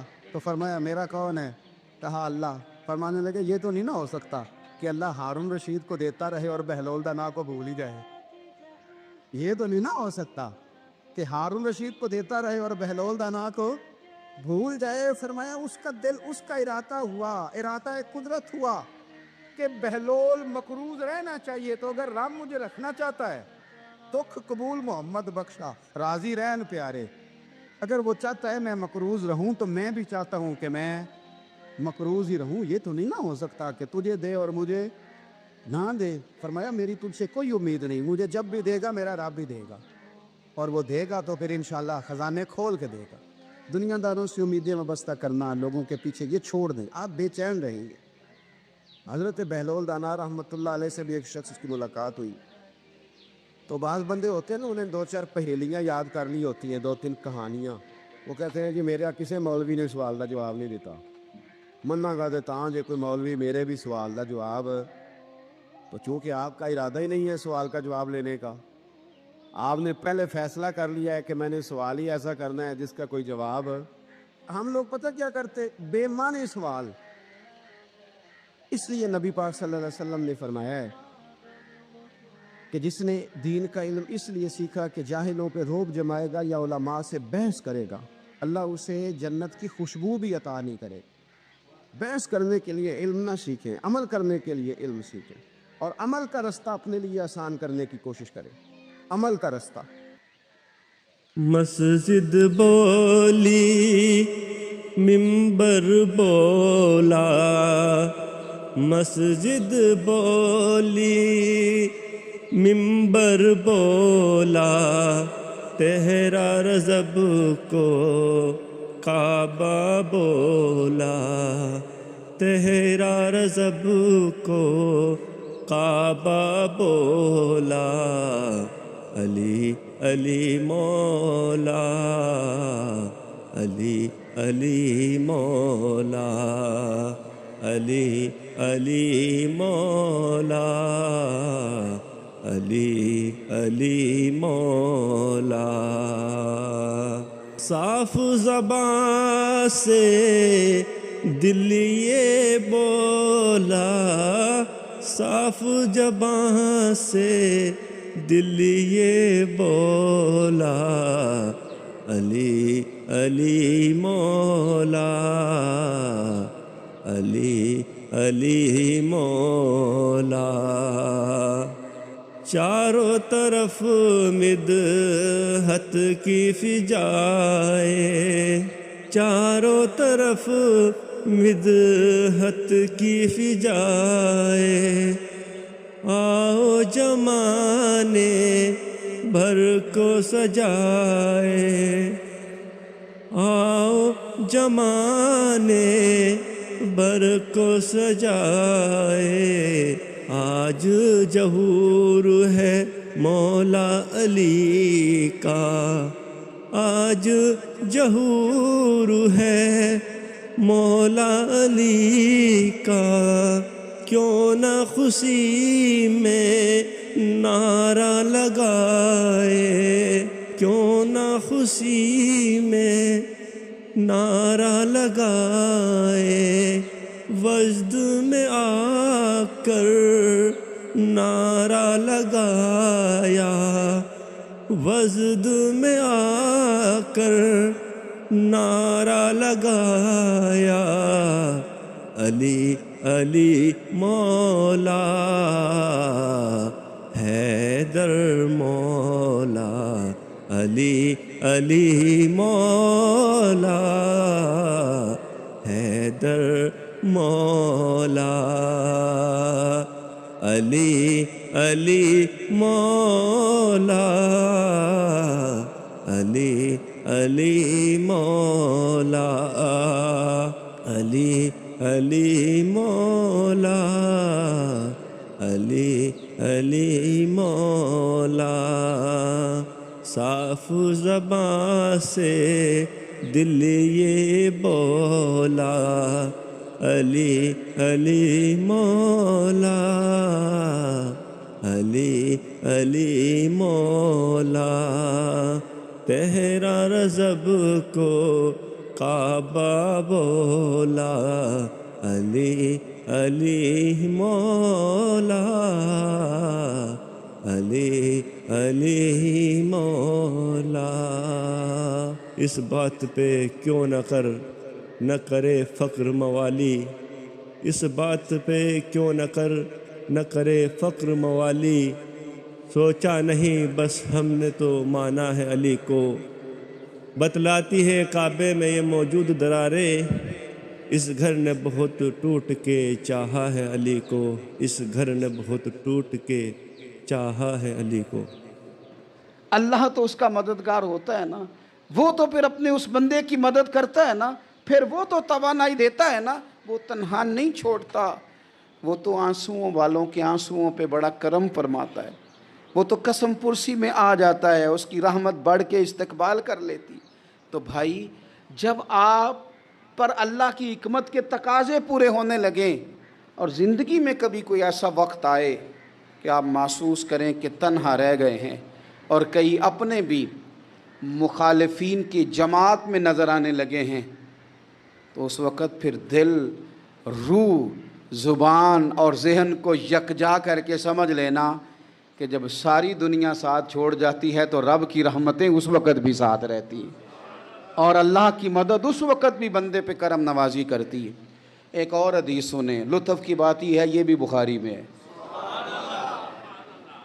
یہ بھی واقعہ بخاری میں ہے۔ اللہ اکبر۔ ایک شخص نے نا ایک بندے سے قرض مانگا، اس نے کہا مجھے قرضہ دو۔ وہ کہنے لگا کہ کتنا قرضہ؟ اس نے کہا 1000 دینار۔ دینار سونے کا ہوتا تھا، درہم چاندی کا ہوتا تھا۔ 1000 دینار چاہیے۔ اس نے کہا کوئی گواہ ہے تیرے پاس؟ غریب کا گواہ بھی کوئی نہیں بنتا، کبھی الجھ جائے نا کو بندہ تو کئی اپنے بھی کہہ دیتے ہیں کہ ہم اس کے قول فعل کے ذمہ دار نہیں ہیں۔ ایک غریب آدمی کو قرض کی ضرورت پڑ گئی، 1000 دینار چاہیے۔ میں کہہ چکا ہوں کہ درہم چاندی کا ہوتا تھا، دینار سونے کا، اب 1000 دینار لینا ہے۔ تو جس بندے سے اس نے کہا، اگرچہ وہ نیک بندہ تھا، اس نے کہا یار 1000 دینار دے دو، تو کہنے لگا کوئی گواہ ہے تیرے پاس؟ وہ کہنے لگا غریبوں کا گواہ کون ہوتا ہے؟ ہاں ایک گواہ ہے۔ کہا کون؟ کہا میرا رب، وہ تیرے اور میرے بیچ گواہ ہے۔ اس نے کہا کوئی کفیل، اگر تو پیسے نہ دے سکے تو وہ بعد میں دے دے، یا تجھے کچھ ہو جائے تو وہ دے دے۔ اس نے کہا کفیل بھی میرا اللہ ہی ہے، میرے پاس اگر ہے تو رب کریم کا نام ہے، اگر اعتماد کر سکتا ہے تو کر لے۔ بندہ نیک تھا، اس نے کہا رب کے نام پہ، رب کی کفالت پہ، اللہ کو گواہ بنا کے میں تیار ہوں تجھے 1000 دینے کو۔ اس نے 1000 دینار دے دیا، وقت واپسی کا طے ہو گیا۔ وہ چلا گیا پیسے لے کے۔ اس نے پوری محنت کی کہ میں نے وقت پہ پیسے لوٹانے، پوری محنت بھی کر لی، اللہ نے مدد بھی کر دی، پیسے بھی اس تاریخ کو اسے مل گئے۔ بعض لوگوں کا تو لوٹانے کا دل ہی نہیں نہ ہوتا۔ فرمایا حدیث پاک میں کہ تو لوٹانے کا ارادہ کر، رب تیری مدد بھی فرمائے گا۔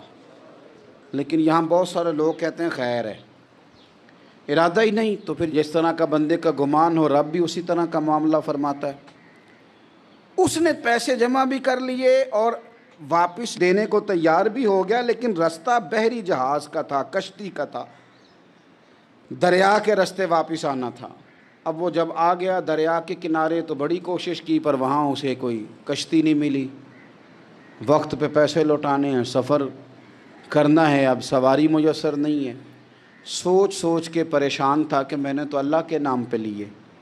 اچانک دل میں ایک تجویز آئی، اس نے ایک لکڑی لی، لکڑی کو اندر سے کھولا، 1000 دینار اس میں بھرا، بخاری پڑھ رہا ہوں، اور ساتھ ایک خط بھی لکھا کہ یار میں پیسے پہنچانا چاہتا تھا پر مجھے کوئی چیز نہیں ملی دریا کے اس پار آنے، اللہ کے نام پر تیری طرف روانہ کر رہا ہوں۔ اور یہ کہہ کہ وہ لکڑی دریا میں رکھ دی، وہ لکڑی ڈوب گئی ہے، واپس آ گیا۔ وہ جس نے پیسے لینے تھے وہ عین مقررہ وقت پر دریا کنارے آیا۔ صبح سے سر شام تک اس نے انتظار کیا، دل ڈھلنے لگا تو دل میں خیال آ گیا کہ یار نہیں، اس نے دینے ہی نہیں، جھوٹا وعدہ کر گیا، پہنچا ہی نہیں وقت پہ۔ اب جب واپس لوٹنے لگا تو اچانک دریا میں ایک لکڑی تیرتی ہوئی دکھائی دی۔ کہنے لگا لے جاتا ہوں، شام کو روٹیاں پکانے کے کام آئے گی، ایندھن بنا کے جلا لوں گا، ہنڈیا پک جائے گی۔ لکڑی اٹھا کے جلانے کے لیے گھر لایا، گمان تھا کہ وہ نہیں آیا وعدہ کر کے، اللہ کو کفیل اور وکیل بنا کے اور گواہ بنا کے پھر بھی نہیں آیا۔ لکڑی لے کے گھر گیا، بخاری ہے، اور جب اس کو چیرا نہ کہ میں اس کی آگ جلاؤں گا، کھولا تو اندر سے 1000 دینار بھی نکل آیا، خط بھی نکل آیا۔ اب ذرا سمجھنا، اس کے دل میں بات کس نے ڈالی کہ تو لکڑی میں پیسے ڈال دے؟ اللہ نے۔ اس بندے کو مقررہ وقت پہ کنارے بھیجا کس نے؟ لکڑی صرف اسی کے ہاتھ آئی تو یہ بندوبست کیا کس نے؟ اللہ نے۔ گھر جا کے چیری تو پیسے بحفاظت اس تک پہنچائے کس نے؟ تو پھر ہمیں بھی توجہ اللہ کی جانب ہی کرنی چاہیے، ہمارے پہ دل کی توجہ رب کی طرف ہی ہونی چاہیے نا، ہمیں ادھر ادھر جانے کی، دیکھنے کی، بندوں پر غور کرنے کی ضرورت کیا ہے؟ وہ پیسے پہنچ گئے، یہ وہاں اپنی جگہ پہ پریشان تھا، اس نے 1000 دینار اور جمع کیا۔